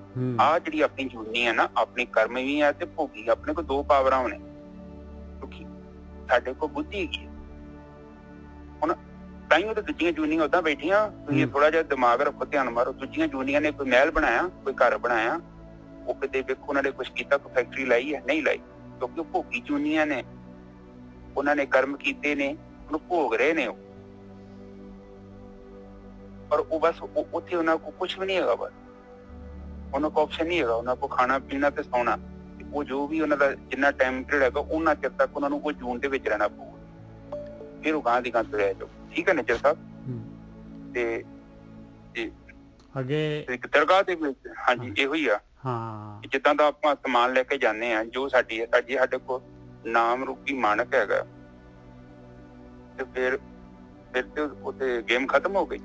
ਫਿਰ ਤਾਂ ਆਪਾਂ ਬਾਹਰ ਆ ਗਏ। ਕਿਉਂਕਿ ਦੋ ਦੇਖੋ, ਦਰਗਾਹ ਦੇ ਵਿੱਚ ਉਹ ਪੁੱਛਦੇ ਆ ਕਿ ਤੂੰ ਦੂਜੇ ਤੋਂ ਛੁੱਟਿਆ ਕਿ ਨਹੀਂ ਛੁੱਟਿਆ। ਕੋਈ ਦੋ ਆ ਨਾ, ਤਿੰਨ ਤੇ ਤੀਜਾ ਨਹੀਂ ਹੈਗਾ ਨਿੱਜਰ ਸਾਹਿਬ। ਬਿਲਕੁਲ ਠੀਕ ਹੈ। ਇਹ ਚੀਜ਼ ਨੂੰ ਆਪਾਂ ਸਾਰਿਆਂ ਨੂੰ ਸਾਨੂੰ ਸਮਝਣਾ ਚਾਹੀਦਾ। ਤੀਜੀ ਚੀਜ਼ ਨਹੀਂ ਹੈਗੀ ਸੰਸਾਰ ਤੇ। ਦੋ ਹੀ ਤੇ ਚੀਜ਼ਾਂ ਤਾਂਹੀਓ ਤੇ ਕਹਿੰਦੇ ਦਵੈਸ਼। ਕਿਉਂਕਿ ਦੋ ਹੀ ਆ, ਇੱਕ ਪੁਰਸ਼ ਹੈ ਤੇ ਇੱਕ ਪ੍ਰਕਿਰਤੀ ਹੈ। ਇਹ ਅਸਲੀ ਪੁਰਸ਼ ਹੈ। ਬਿਲਕੁਲ। ਜੇਕਰ ਆਪਾਂ ਪ੍ਰਕਿਰਤੀ 'ਚ ਬੈਠੇ ਰਹਿ ਗਏ ਹਾਂ, ਪ੍ਰਕਿਰਤੀ ਦੇ ਵਿੱਚ ਤਾਂਹੀਓ ਤੇ ਕਹਿੰਦੇ ਆ ਪੜ ਗੱਡੇ ਲੱਦੀਏ, ਜੇ ਉਹ ਮਹਿਲ ਮੂਲ ਬਣਾਏ, ਮੰਦਿਰ ਬਣਾਏ, ਗੁਰਦੁਆਰੇ ਬਣਾਏ, ਇਹ ਕਿੱਥੇ ਬਣ ਗਏ? ਇਹ ਪ੍ਰਕਿਰਤੀ 'ਚ ਬਣ ਗਏ। ਇਹ ਪ੍ਰਕਿਰਤੀ ਚ ਜਿਹੜਾ ਵਾ ਉਹ ਪ੍ਰਕਿਰਤੀ ਦੇ ਨਾਲ ਸੰਬੰਧ ਰੱਖਦਾ, ਪੁਰਸ਼ ਦਾ ਕਿਤੇ ਪਹੁੰਚਿਆ ਨਹੀਂ, ਫਿਰ ਮੁਕਤ ਕਿੱਥੋਂ ਹੋਊਗਾ? ਮੁਕਤ ਜਿਹੜਾ ਵਾ ਉਹਨਾਂ ਚਿਰ ਤੱਕ ਨਹੀਂ ਹੁੰਦਾ ਜਿੰਨਾ ਚਿਰ ਤੱਕ ਬੰਦਾ ਆਪਣੀ ਆਤਮਾ ਨੂੰ ਖੁਦ ਜਾ ਕੇ ਵੇਖ ਨਹੀਂ ਲੈ। ਔਰ ਉਹਦੇ ਲਈ ਜਾਣ ਲਈ ਪਹਿਲਾਂ ਗਿਆਨ ਕਰਮ ਇੰਦਰੀਆਂ ਤੋਂ ਅੱਗੇ ਜਾਣਾ ਪਊਗਾ, ਫਿਰ ਗਿਆਨ ਇੰਦਰੀਆਂ, ਫਿਰ ਗਿਆਨ ਇੰਦਰੀਆਂ ਤੋਂ ਅੱਗੇ ਮਨ ਆ ਗਿਆ, ਮਨ ਦੇ ਵਿੱਚ ਬੁੱਧੀ ਆ, ਚਿੱਤ ਆ, ਇਹਨਾਂ ਤੋਂ ਵੀ ਅੱਗੇ ਜਾਣਾ ਪੈਣਾ, ਫਿਰ ਮੈਂ ਆ ਜਾਣਾ, ਮੈਂ ਤੋਂ ਵੀ ਅੱਗੇ ਜਾ ਜਾਣਾ, ਫਿਰ ਉਸ ਤੋਂ ਬਾਅਦ ਜਿਹੜਾ ਅਗਲੇ ਬੰਨੇ ਆ ਪੁਰਸ਼ ਦੇ ਵਿੱਚ ਜਾਣਾ, ਉੱਥੇ ਇਕੱਲਾ ਪੁਰਸ਼ ਰਹਿ ਜਾਊਗਾ, ਫਿਰ ਤੁਸੀਂ ਵੀ ਨਹੀਂ ਰਹਿ ਜਾਣਾ, ਹੈਗੇ ਜੋ ਤੁਸੀਂ ਪਰ ਚੇਤਨਾ ਦੇ ਰੂਪ ਵਿੱਚ। ਆਤਮਾ ਇੱਕ ਚੇਤਨਾ ਸ਼ਕਤੀ ਹੈ ਔਰ ਉਸ ਤੱਤ ਦੇ ਲਈ ਪਹੁੰਚਣ ਲਈ ਸਾਨੂੰ 2-2.5 ਸਾਲ ਦਾ ਟਾਈਮ ਬੜਾ ਲੱਗ ਜਾਂਦਾ ਹੈ ਜੇ ਤੁਸੀਂ 2 ਟਾਈਮ ਸਾਧਨਾ ਕਰਦੇ। ਪਰ ਜੇ ਤੁਸੀਂ ਤਿਆਰ ਜੋ, ਜੇ ਤੁਸੀਂ ਤਿਆਰ ਨਹੀਂ ਜੋ ਤਾਂ ਫਿਰ ਟਾਈਮ ਦੀ ਕੋਈ ਕੰਡੀਸ਼ਨ ਨਹੀਂ ਹੈਗੀ। ਜੇ ਤੁਸੀਂ ਪੂਰੇ ਤਿਆਰ ਜੋ, ਇੱਕਦਮ ਰੈਡੀ ਔਰ ਹਰ ਦਿਨ ਜਿੱਦਾਂ ਗਾਰਡਨ ਵਾਂਗੂ ਆਪਣੇ ਜੀਵਨ ਨੂੰ ਚੁੱਕਦੇ ਜੋ, ਆੜਾ ਗੱਲਾਂ ਕਹੀਆਂ ਕਾਮ ਕ੍ਰੋਧ ਲੋਭ ਮੋਹ ਹੰਕਾਰ ਤੇ ਵਰਕਆਊਟ ਕਰ ਰਹੇ ਜੋ, ਫਿਰ ਪ੍ਰੋਗਰੈਸ ਹੋਣੀ ਹੈ ਛੇਤੀ। ਤੇ ਜੇ ਆਪਾਂ ਕਹਿੰਦੇ ਆ ਕਿ ਉਹ ਬਾਣੀ ਸੁਣ ਲਈ, ਪੜ੍ਹ ਲਈ, ਗ੍ਰੰਥ ਪੜ੍ਹ ਲਏ, ਉਹ ਫੀਲਿੰਗ ਲੈ ਲਈ, ਅੱਜ ਮੈਂ 5 ਬਾਣੀਆਂ ਦਾ ਪਾਠ ਕੀਤਾ, ਮੈਂ ਗੁਰਦੁਆਰੇ ਮੱਥਾ ਟੇਕ ਆਇਆ, ਫਿਰ ਕੋਈ ਗਰੰਟੀ ਨਹੀਂ ਹੈਗੀ, ਫਿਰ ਤੇ ਬਹੁਤ ਲੌਂਗ ਟਰਮ ਕੰਮ ਚੱਲੇਗਾ, ਕੋਈ ਗਰੰਟੀ ਨਹੀਂ ਹੈ ਕਿ ਬੰਦਾ ਪਹੁੰਚੇ। ਠੀਕ ਹੈ ਨਾ ਜਲਸਾ, ਅੱਗੇ ਚੱਲੀ। ਆਪੇ ਸ੍ਰਿਸ਼ਟ ਉਪਾਇਨ ਆਪ ਕਰੇ ਵਿਚਾਰ। ਕਹਿੰਦੇ ਖੇਡ ਜਿਹੜੀ ਆ ਮਾਲਕ ਪਰਮਾਤਮਾ ਦੀ, ਆਪਣੇ ਤੋਂ ਉਹਨੇ ਜਿਹੜਾ ਹੈਗਾ ਉਹਨੇ ਆਪਣੇ ਤੋਂ ਪ੍ਰਕਿਰਤੀ ਸ੍ਰਿਸ਼ਟੀ ਬਣਾ ਦਿੱਤੀ ਹੈ ਮਾਲਕ ਪਰਮਾਤਮਾ ਨੇ। ਆਪਾਂ ਨੂੰ ਸਾਰਿਆਂ ਨੂੰ ਸਰੀਰ ਦੇ ਕੇ ਸਾਰਾ ਕੁਝ ਦੇ ਕੇ ਜਿਹੜਾ ਹੈਗਾ ਸੁਰਤ ਮਤ ਮਨ ਬੁੱਧ 'ਚ ਆਪਣੇ 'ਚ ਪਾ ਕੇ ਜਿਹੜੀ ਹੈਗੀਆਂ ਕਰਮ ਇੰਦਰੀਆਂ ਗਿਆਨ ਇੰਦਰੀਆਂ ਸਾਰਾ ਕੁਝ ਪਾ ਕੇ ਮਾਲਕ ਪਰਮਾਤਮਾ ਨੇ ਪੈਦਾ ਕੀਤੀ ਹੈ ਸ੍ਰਿਸ਼ਟੀ ਔਰ ਦੇਖ ਰਿਹਾ ਸ੍ਰਿਸ਼ਟੀ, ਚਲਾ ਰਿਹਾ ਹੈ ਸ੍ਰਿਸ਼ਟੀ, ਪੂਰੀ ਸ੍ਰਿਸ਼ਟੀ ਨੂੰ ਕੰਟਰੋਲ ਕਰ ਰਿਹਾ ਹੈ, ਬਿਲਕੁਲ ਜਿਹੜਾ ਹੈਗਾ ਨਿਆਂ ਕਰ ਰਿਹਾ ਹੈ। ਕੋਈ ਇਸ ਤਰ੍ਹਾਂ ਨਹੀਂ ਹੈ ਕੋਈ ਅਨਿਆਏ ਕੋਈ ਮਰ ਰਿਹਾ ਹੈ, ਬਿਲਕੁਲ ਮਾਲਕ ਪਰਮਾਤਮਾ ਫੇਅਰ ਗੇਮ ਖੇਡ ਰਿਹਾ ਹੈ। ਆਪੇ ਸ੍ਰਿਸ਼ਟ ਉਪਾਇਨ ਆਪ ਕਰੇ ਵਿਚਾਰ, ਨਾਨਕ ਕਿਸ ਨੂੰ ਆਖੀਏ ਸਭ ਵਰਤੇ ਆਪ ਸਚਿਆਰ। ਕਹਿੰਦੇ ਕਿਸ ਨੂੰ ਕਹਿ ਸਕਦੇ ਆਪਾਂ, ਕੀ ਕਹਿ ਸਕਦੇ ਹਾਂ ਕਿਸੇ ਨੂੰ, ਹੋਰ ਉਸ ਤੋਂ ਇਲਾਵਾ ਤਾਂ ਹੈ ਹੀ ਨਹੀਂ ਕੋਈ, ਉਹ ਮਾਲਕ ਪਰਮਾਤਮਾ ਹੀ ਹੈਗਾ ਭਾਈ। ਉਸੇ ਨੂੰ ਬੋਲਣਾ ਹੈ ਜੋ ਕੁਝ ਬੋਲਣਾ ਹੈ, ਜੋ ਕੁਝ ਆਪਣੀ ਡਿਮਾਂਡ ਹੈਗੀ, ਜਿਸ ਤਰ੍ਹਾਂ ਦਾ ਆਪਾਂ ਚਾਹੁੰਦੇ ਹਾਂ ਉਸੇ ਦੇ ਅੱਗੇ ਫਰਿਆਦ ਕਰਨੀ ਪਊਗੀ। ਉਹ ਸੱਚਾ ਹੈਗਾ, ਹਮੇਸ਼ਾ ਰਹਿਣ ਵਾਲਾ ਹੈ। ਹਾਂਜੀ ਗੁਰੂ ਜੀ। ਹਾਂਜੀ ਬਿਲਕੁਲ ਠੀਕ ਹੈ ਜੀ। ਇਹ ਜੀ ਕੁਛ ਨਹੀਂ ਤੇ ਪ੍ਰਕਿਰਤੀ ਬਣਾਈ ਆ, ਸਾਡੇ ਤੋਂ ਪਹਿਲਾਂ ਵੀ ਸੀ, ਅਸੀਂ ਤੇ ਨਹੀਂ ਬਣਾਈ, ਨਾਲ ਨਿਜਰ ਸਾਹਿਬ ਨੇ ਬਣਾਈ, ਅਸੀਂ ਤੇ ਪੈਦਾ ਹੋਏ ਆ, ਬਸ ਅਸੀਂ ਕੋਈ ਚੀਜ਼ ਹੈਗੀ ਸੀ ਤੇ ਅਸੀਂ ਇਸਤੇਮਾਲ ਕਰ ਰਹੇ ਹਾਂ, ਨਾ ਤੇ ਸਰੀਰ ਬਣਾਉਣ ਚ ਮੇਰਾ ਕੋਈ ਹਿੱਸਾ ਵਾ।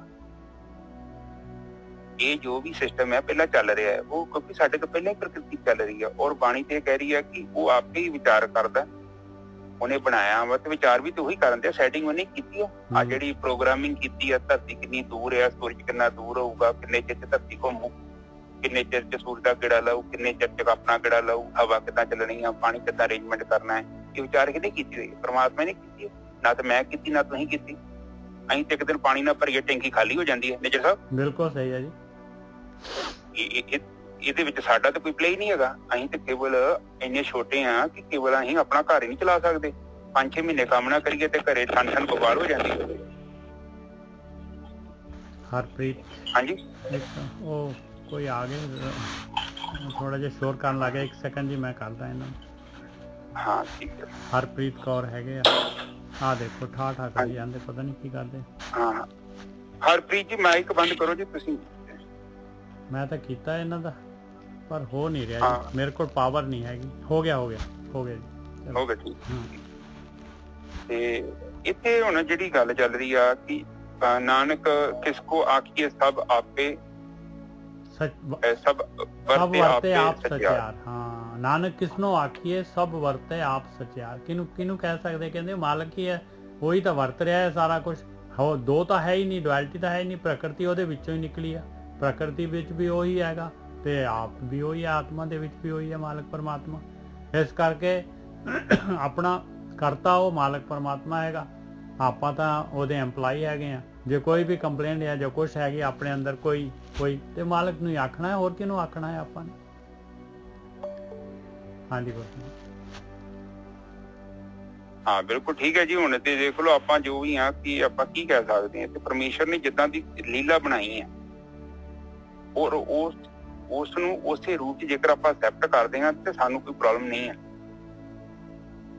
ਜੇ ਆਪਾਂ ਨਹੀਂ ਐਕਸੈਪਟ ਕਰਦੇ ਹਾਂ ਤੇ ਫਿਰ ਸਾਨੂੰ ਮੁਸ਼ਕਲ ਹੋ ਜਾਂਦੀ ਹੈ, ਫਿਰ ਕੋਈ ਜਵਾਬਦੇਹੀ ਹੋ ਜਾਂਦੇ ਆ ਤੇ ਫਿਰ ਅਸੀਂ ਆਪਣੇ ਆਪ ਤੋਂ ਵੀ ਦੂਰ ਹੋਈ ਜਾਂਦੇ। ਤੇ ਕਿਉਂਕਿ ਪ੍ਰਮਾਤਮਾ ਹੀ ਤੇ ਵਰਤਨ ਤੇ ਆ, ਚਾਹੇ ਮਾਇਆ ਵੀ ਹੈ ਤੇ ਮਾਇਆ ਵੀ ਤੇ ਪ੍ਰਮਾਤਮਾ ਦੀ ਹੈ। ਹਾਂ ਬਿਲਕੁਲ ਠੀਕ ਹੈ ਗੁਰਕੀ ਸਾਹਿਬ। ਇੱਕ ਚੀਜ਼ ਹੈਗੀ ਦੇਖੋ ਬਈ, ਮਾਲਕ ਨੇ ਦੋ ਰਸਤੇ ਬਣਾਏ ਆ। ਇੱਕ ਜਿਹੜਾ ਹੈਗਾ ਮਨ ਦੇ ਪਿੱਛੇ ਚੱਲਣ, ਮਨ ਡਰਾਈਵਰ ਹੈਗਾ। ਇੱਕ ਕੈਟੇਗਰੀ ਐਸੀ ਬਣਾਈ ਆ ਵੀ ਕਹਿੰਦੇ ਤੂੰ ਡਰਾਈਵਰ ਮਨ ਨੂੰ ਰੱਖ ਸਕਦਾ ਹੈ, ਜਾਂ ਤੂੰ ਡਰਾਈਵਰ ਜਿਹੜਾ ਹੈਗਾ ਬ੍ਰਹਮ ਗਿਆਨ ਨੂੰ ਰੱਖ ਸਕਦਾ ਹੈ। ਡਰਾਈਵਰ ਬ੍ਰਹਮ ਗਿਆਨੀਆਂ ਤੋਂ ਗਿਆਨ ਲੈ ਕੇ ਉਹਦੇ ਅਨੁਸਾਰ ਚੱਲ ਸਕਦਾ ਹੈ। ਇੱਕ ਗੁਰਮੁਖ ਸਿਸਟਮ ਹੈਗਾ, ਇੱਕ ਮਨਮੁਖ ਸਿਸਟਮ ਹੈਗਾ। ਆਪਸ਼ਨ ਤੇਰਾ ਹੈਗਾ ਭਾਈ, ਡਿਮਾਂਡ ਤੇਰੀ ਆਉਣੀ ਹੈ ਮੇਰੇ ਕੋਲ, ਔਰ ਜੈਨੂਇਨ ਡਿਮਾਂਡ ਆਉਣੀ ਹੈ, ਦਿਲੋਂ ਆਊਗੀ ਤੇਰੀ ਵੀ ਮੈਂ ਗੁਰਮੁਖ ਸਿਸਟਮ 'ਚ ਜਾਣਾ ਚਾਹੁੰਦਾ ਹੈ ਤੇ ਮੈਂ ਤੈਨੂੰ ਉਧਰ ਕਰ ਦੂੰਗਾ ਸ਼ਿਫਟ, ਉਹਦਾ ਗਿਆਨ ਦੇ ਦੂੰਗਾ। ਜੇ ਤੂੰ ਕਹਿੰਦਾ ਹੈ ਮੈਂ ਹਾਲੇ ਇੱਥੇ ਦੁਨੀਆ ਦੇ ਵਿੱਚ ਹੀ ਰਹਿਣਾ ਚਾਹੁੰਦਾ ਹੈ, ਮੈਂ ਇਸੇ ਆਨੰਦ ਵਿਸ਼ੇ ਵਿਕਾਰ ਹੀ ਭੋਗਣਾ ਚਾਹੁੰਦਾ ਹੈ, ਤਾਂ ਵੀ ਕਹਿੰਦੇ ਭੋਗ ਸਕਦਾ ਹੈ। ਕਹਿੰਦੇ ਵਿਸ਼ੇ ਵਿਕਾਰ ਤਾਂ ਗੁਰਮੁਖ ਸਿਸਟਮ 'ਚ ਵੀ ਹੈਗੇ ਆ, ਪਰ ਉੱਥੇ ਲਿਮਿਟਿਡ ਹੈਗੇ ਆ। ਉੱਥੇ ਜਿਹੜਾ ਹੈਗਾ ਜਿਹੜਾ ਪਰਮੇਸ਼ਰ ਦੇ ਰਸਤੇ ਤੇ ਚੱਲਣ ਵਾਸਤੇ ਜਿਹੜਾ ਹੈਗਾ ਇਹ ਸੁੱਖ ਸੁਵਿਧਾਵਾਂ ਦਿੱਤੀਆਂ ਆ, ਇਹਨਾਂ ਨੂੰ ਵਰਤ ਕੇ ਜਿਹੜੇ ਆਪਣੇ ਰਸਤੇ ਤੇ ਪੂਰੇ ਚੱਲਦੇ ਆ, ਉੱਥੇ ਉਹ ਕਹਿੰਦੇ ਆ ਉਹ ਸਫਲਤਾ ਪ੍ਰਾਪਤ ਕਰ ਲੈਂਦੇ। ਅੱਗੇ ਤੇਰੀ ਡਿਮਾਂਡ ਤੇਰੀ ਹੈਗੀ, ਮੇਰੇ ਵੱਲੋਂ ਕੋਈ ਪ੍ਰੋਬਲਮ ਨਹੀਂ ਹੈਗੀ, ਮੈਂ ਤੈਨੂੰ ਕਿੱਧਰ ਮਰਜ਼ੀ ਸ਼ਿਫਟ ਕਰ ਸਕਦਾ। ਹਾਂਜੀ ਗੁਰਕੀ ਜੀ। ਹਾਂਜੀ ਠੀਕ ਹੈ ਨਿੱਜਰ ਸਾਹਿਬ, ਅਗਲੀ ਤੋਂ ਬੋਲੀਏ। ਹਾਂਜੀ। ਮਹਲਾ ਤੀਜਾ। ਹਰ ਗੁਰਮੁਖੇ ਤਿਨੀ ਅਰਾਧਿਆ ਜਿਨ ਕਰਮੇ ਪ੍ਰਾਪਤ ਹੋਏ। ਹੁਣ ਕਹਿੰਦੇ ਆ ਪਰਮਾਤਮਾ ਨੂੰ ਗੁਰਮੁਖ ਸਿਸਟਮ ਦੇ ਦੁਆਰਾ ਉਹਨਾਂ ਨੇ ਹੀ ਆਰਾਧਨਾ ਕੀਤੀ ਹੈ। ਪਰਮਾਤਮਾ ਦੀ ਆਰਾਧਨਾ ਕਿਹਨੂੰ ਕਹਿੰਦੇ? ਆਰਾਧਨਾ ਕਹਿੰਦੀ ਹੈ ਸਿਮਰਨ ਕਰਨ ਨੂੰ, ਸਮਰਨ ਨੂੰ ਆਰਾਧਨਾ ਕਹਿੰਦੀ ਹੈ। ਉਹਨਾਂ ਨੇ ਹੀ ਮਾਲਕ ਨੂੰ ਯਾਦ ਕੀਤਾ ਜਿਨ ਕਰਮ ਪ੍ਰਾਪਤ ਹੋਏ, ਜਿਨ੍ਹਾਂ ਨੇ ਬਖਸ਼ਿਸ਼ ਹੋ ਜਾਏ, ਜਿਨ੍ਹਾਂ ਨੂੰ ਮਾਲਕ ਪਰਮਾਤਮਾ ਦੀ ਬਖਸ਼ਿਸ਼ ਹੋ ਗਈ ਤੇ ਆਰਾਧਨਾ ਮਿਲ ਗਿਆ ਉਹਨਾਂ ਨੂੰ। ਹੁਣ ਇੱਥੇ ਜਿਹੜਾ ਹੈਗਾ ਨੁਕਤਾ ਇਹ ਹੈਗਾ ਕਿ ਉਹਨਾਂ ਦੀ ਡਿਮਾਂਡ ਗਈ ਮਾਲਕ ਪਰਮਾਤਮਾ ਨੂੰ। ਪਹਿਲਾਂ ਡਿਮਾਂਡ ਕੀਤੀ ਉਹਨਾਂ ਨੂੰ ਵੀ ਮਾਲਕਾ ਮੈਂ ਜਿਹੜਾ ਹੈਗਾ ਤੇਰੇ ਕੋਲ ਆਉਣਾ ਚਾਹੁੰਦਾ ਹੈ। ਉਹਨਾਂ ਨੂੰ ਪ੍ਰਕਿਰਤੀ ਦੇ ਵਿੱਚ ਜਿਹੜਾ ਹੈਗਾ ਇਹ ਸੰਸਾਰ ਦੇ ਵਿੱਚ ਕਾਮ ਕ੍ਰੋਧ ਲੋਭ ਮੋਹ ਹੰਕਾਰ ਦੇ ਵਿੱਚ ਜਿਹੜਾ ਹੈਗਾ ਉਹਨਾਂ ਦੀ ਰੁਚੀ ਨਹੀਂ ਰਹਿ ਗਈ। ਉਹ ਕਹਿੰਦੇ ਇਹ ਤਾਂ ਐਵੇਂ ਝੂਠ ਆ। ਦੇਖਿਆ ਉਹਨਾਂ ਨੇ ਬਾਰ-ਬਾਰ ਪ੍ਰੈਕਟੀਕਲ ਕਰ ਕਰਕੇ ਦੇਖਿਆ ਵੀ ਦੁੱਖ ਸੁੱਖ ਦੇ ਵਿੱਚ ਹੀ ਗੱਡੀ ਚੱਲੀ ਜਾ ਰਹੀ ਹੈ। ਉਹ ਕਹਿੰਦੇ ਮਾਲਕਾ ਮੈਂ ਤੇਰੇ ਕੋਲ ਆਉਣਾ ਚਾਹੁੰਦਾ ਹੈ। ਬਸ ਇੱਥੇ ਜਿਹੜਾ ਹੈਗਾ ਉਹਨਾਂ ਨੂੰ ਫਿਰ ਮਾਲਕ ਨੇ ਆਰਾਧਨਾ ਦੇ ਦਿੱਤਾ, ਗੁਰਮੁਖ ਸਿਸਟਮ ਦੀ ਸੋਝੀ ਕਰਾਤੀ, ਬ੍ਰਹਮ ਗਿਆਨੀ ਮਿਲਾ ਦਿੱਤੇ। ਆਪ ਉਹਨੇ ਮਿਲਾਉਣਾ ਹੈ, ਸਾਰਾ ਕੁਝ ਮਾਲਕ ਨੇ ਕਰਨਾ ਹੈ। ਬਸ ਆਪਾਂ ਤਾਂ ਗੋਟੀਆਂ ਹੈਗੀਆਂ, ਆਪਾਂ ਨੇ ਤਾਂ ਡਿਮਾਂਡ ਕਰਨੀ ਹੈ। ਬਸ ਨਾਨਕ ਹਉ ਬਲਿਹਾਰੀ ਤਿੰਨ ਕੋ ਜਿਨ ਹਰ ਮਨ ਵਸਿਆ ਸੋਏ। ਕਹਿੰਦੇ ਮੈਂ ਤਾਂ ਬਲਿਹਾਰੀ ਹਾਂ ਐਸੀ ਡਿਮਾਂਡ ਕਰਨ ਵਾਲਿਆਂ ਨੂੰ, ਐਸੇ ਜਿਹੜੇ ਹੈਗੇ ਆ ਜਿਹੜੇ ਰੱਬ ਦੇ ਰਸਤੇ ਤੇ ਮਾਲਕ ਦੇ ਰਸਤੇ ਤੇ ਚੱਲਣਾ ਚਾਹੁੰਦੇ ਆ। ਤੀਸਰੀ ਪਾਤਸ਼ਾਹੀ ਕਹਿ ਰਹੀ ਹੈ, ਕਹਿੰਦੇ ਮੈਂ ਤਾਂ ਬਲਿਹਾਰ ਜਾਵਾਂ ਐਸੇ ਗੁਰਮੁਖਾਂ ਤੋਂ ਜਿਹੜੇ ਪਰਮੇਸ਼ਰ ਦੇ ਰਸਤੇ ਤੇ ਚੱਲਦੇ, ਜਿਨ੍ਹਾਂ ਨੇ ਆਪਣੇ ਮਨ ਦੇ ਵਿੱਚ ਮਾਲਕ ਨੂੰ ਵਸਾ ਲਿਆ ਹੈ ਮਾਇਆ ਦੀ ਜਗ੍ਹਾ ਦੇ ਉੱਤੇ। ਹਾਂਜੀ ਵੀਰ ਜੀ। ਹਾਂਜੀ ਠੀਕ ਹੈ ਸਾਧ ਸੰਗਤ ਜੀ।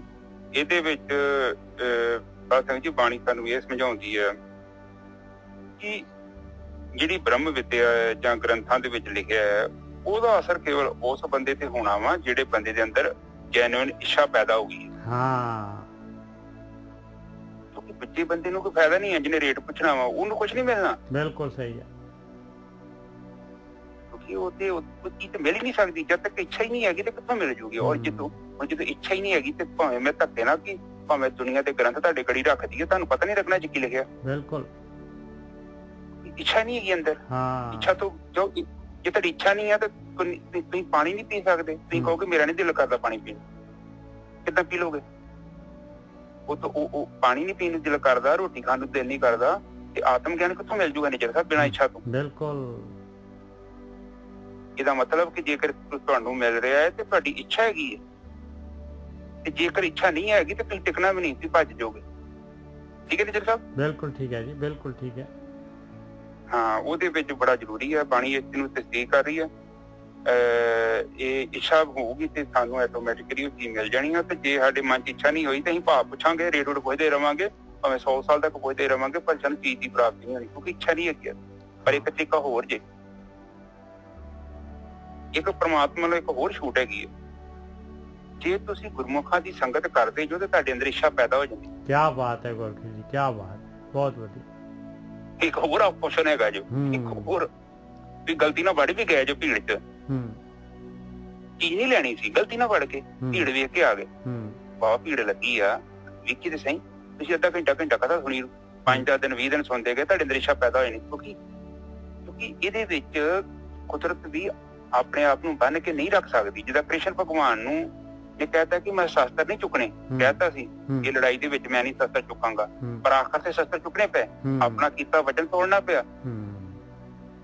ਇਹ ਕੁਦਰਤ ਹੈ। ਕੁਦਰਤ ਵੈਸੇ ਇੱਛਾ ਤੋਂ ਬਿਨਾਂ ਕੁਛ ਨਹੀਂ ਦਿੰਦੀ, ਪਰ ਬੰਦਾ ਤਾਂ ਗਲਤੀ ਨਾਲ ਵੜ ਗਿਆ, ਪਰ ਬਾਰ-ਬਾਰ ਆਉਂਦਾ, ਉੱਥੇ ਬਹਿੰਦਾ ਵਾ, ਕਥਾ ਸੁਣਦਾ ਵਾ, ਤੇ ਉੱਥੇ ਕੁਦਰਤ ਨੂੰ ਆਪਣਾ ਜਿਹੜਾ ਰੂਲ ਹੈ ਉਹਨੂੰ ਚੇਂਜ ਕਰਨਾ ਪਊਗਾ। ਉਹ ਕੁਦਰਤ ਨੂੰ ਚੀਜ਼ ਨੂੰ ਕਵਰ ਕਰਨਾ ਪਊਗਾ, ਕਿਉਂਕਿ ਉਹ ਕੁਦਰਤ ਦੇ ਉੱਤੇ ਬਾਣੀ ਚੱਲ ਰਹੀ ਹੈ, ਨਿਰਮਲ ਧਾਰਾ, ਔਰ ਉਸ ਨੇ ਉਹ ਇੱਛਾ ਪੈਦਾ ਕਰ ਦੇਣੀ, ਔਰ ਇੱਛਾ ਪੈਦਾ ਹੋਗੀ ਤੇ ਫਿਰ ਉਹਨੂੰ ਬ੍ਰਹਮ ਗਿਆਨ ਵੀ ਮਿਲੂਗਾ, ਕਿਉਂਕਿ ਇੱਛਾ ਤੇ ਪੈਦਾ ਹੋ ਗਈ ਔਰ ਸੰਗਤ ਨੇ ਪੈਦਾ ਕਰਤੀ ਉਹਦੇ ਅੰਦਰ, ਕਿਉਂਕਿ ਇੰਨੀ ਪੋਜ਼ਿਟਿਵ ਐਨਰਜੀ ਆ। 60-70 ਦੇ ਬੰਦੇ ਬੈਠੇ ਨੇ ਸਾਧਕ, ਜਿਹੜੇ ਆਪਣੇ ਘਰਾਂ 'ਚ ਬੈਠੇ ਨੇ, ਜਿੱਦਾਂ ਦਾ ਉਹਨਾਂ ਦਾ ਜੀਵਨ ਹੈ, ਚਾਹੇ ਕੋਈ ਗਰੀਬ ਹੈ ਚਾਹੇ ਕੋਈ ਅਮੀਰ ਹੈ, ਉਸੇ ਅਵਸਥਾ 'ਚ ਬਹਿ ਕੇ ਆਪਣੀ ਸਾਧਨਾ ਕਰ ਰਹੇ ਨੇ, ਔਰ ਜੀਵਨ ਦੇ ਬਾਰੇ ਉਹ ਆਪਣੇ ਅੰਤਰਾਕਰਨ 'ਚ ਪ੍ਰਵੇਸ਼ ਕਰਕੇ ਆਪਣੇ ਆਪ ਨੂੰ ਜਾਣਨਾ ਚਾਹੁੰਦੇ ਹਨ ਕਿ ਮੇਰਾ ਅਸਲੀ ਰੂਪ ਕੀ ਹੈ।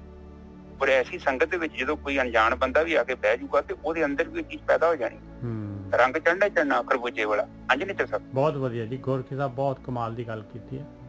ਨਾਨਕ ਹਉ ਬਲਿਹਾਰੀ ਤਿੰਨ ਕੋ ਜਿਨ ਹਰ ਮਨ ਵਸਿਆ ਸੋਏ। ਹੁਣ ਜਿਨ੍ਹਾਂ ਦੀ ਇੱਛਾ ਪੈਦਾ ਹੋ ਗਈ ਹੈ, ਜਿਨ੍ਹਾਂ ਨੇ ਮਾਲਕ ਨੇ ਜਿਨ੍ਹਾਂ ਨੂੰ ਆਰਾਧਨਾ ਦੇ ਦਿੱਤਾ ਹੈ, ਮਹਾਰਾਜ ਕਹਿੰਦੇ ਆ ਮੈਂ ਤਾਂ ਉਹਨਾਂ ਤੋਂ ਬਲਿਹਾਰ ਜਾਣਾ ਹੈ, ਬਲਿਹਾਰ ਜਾਣਾ ਹੈ। ਜਿਨ੍ਹਾਂ ਦੇ ਮਨ ਦੇ ਵਿੱਚ ਜਿਹੜਾ ਹੈਗਾ ਉਹ ਮਾਲਕ ਪਰਮਾਤਮਾ ਵਸ ਗਿਆ, ਜਿਨ੍ਹਾਂ ਦੇ ਮਨ ਦੇ ਵਿੱਚ ਪਰਮਾਤਮਾ ਵੱਲ ਨੂੰ ਚੱਲਣ ਦੀ ਇੱਛਾ ਪੈਦਾ ਹੋ ਗਈ, ਕਹਿੰਦੇ ਮੈਂ ਤਾਂ ਕੁਰਬਾਨ ਹਾਂ ਐਸੇ ਜਿਹੜੇ ਹੈਗੇ ਇਨਸਾਨਾਂ ਤੋਂ।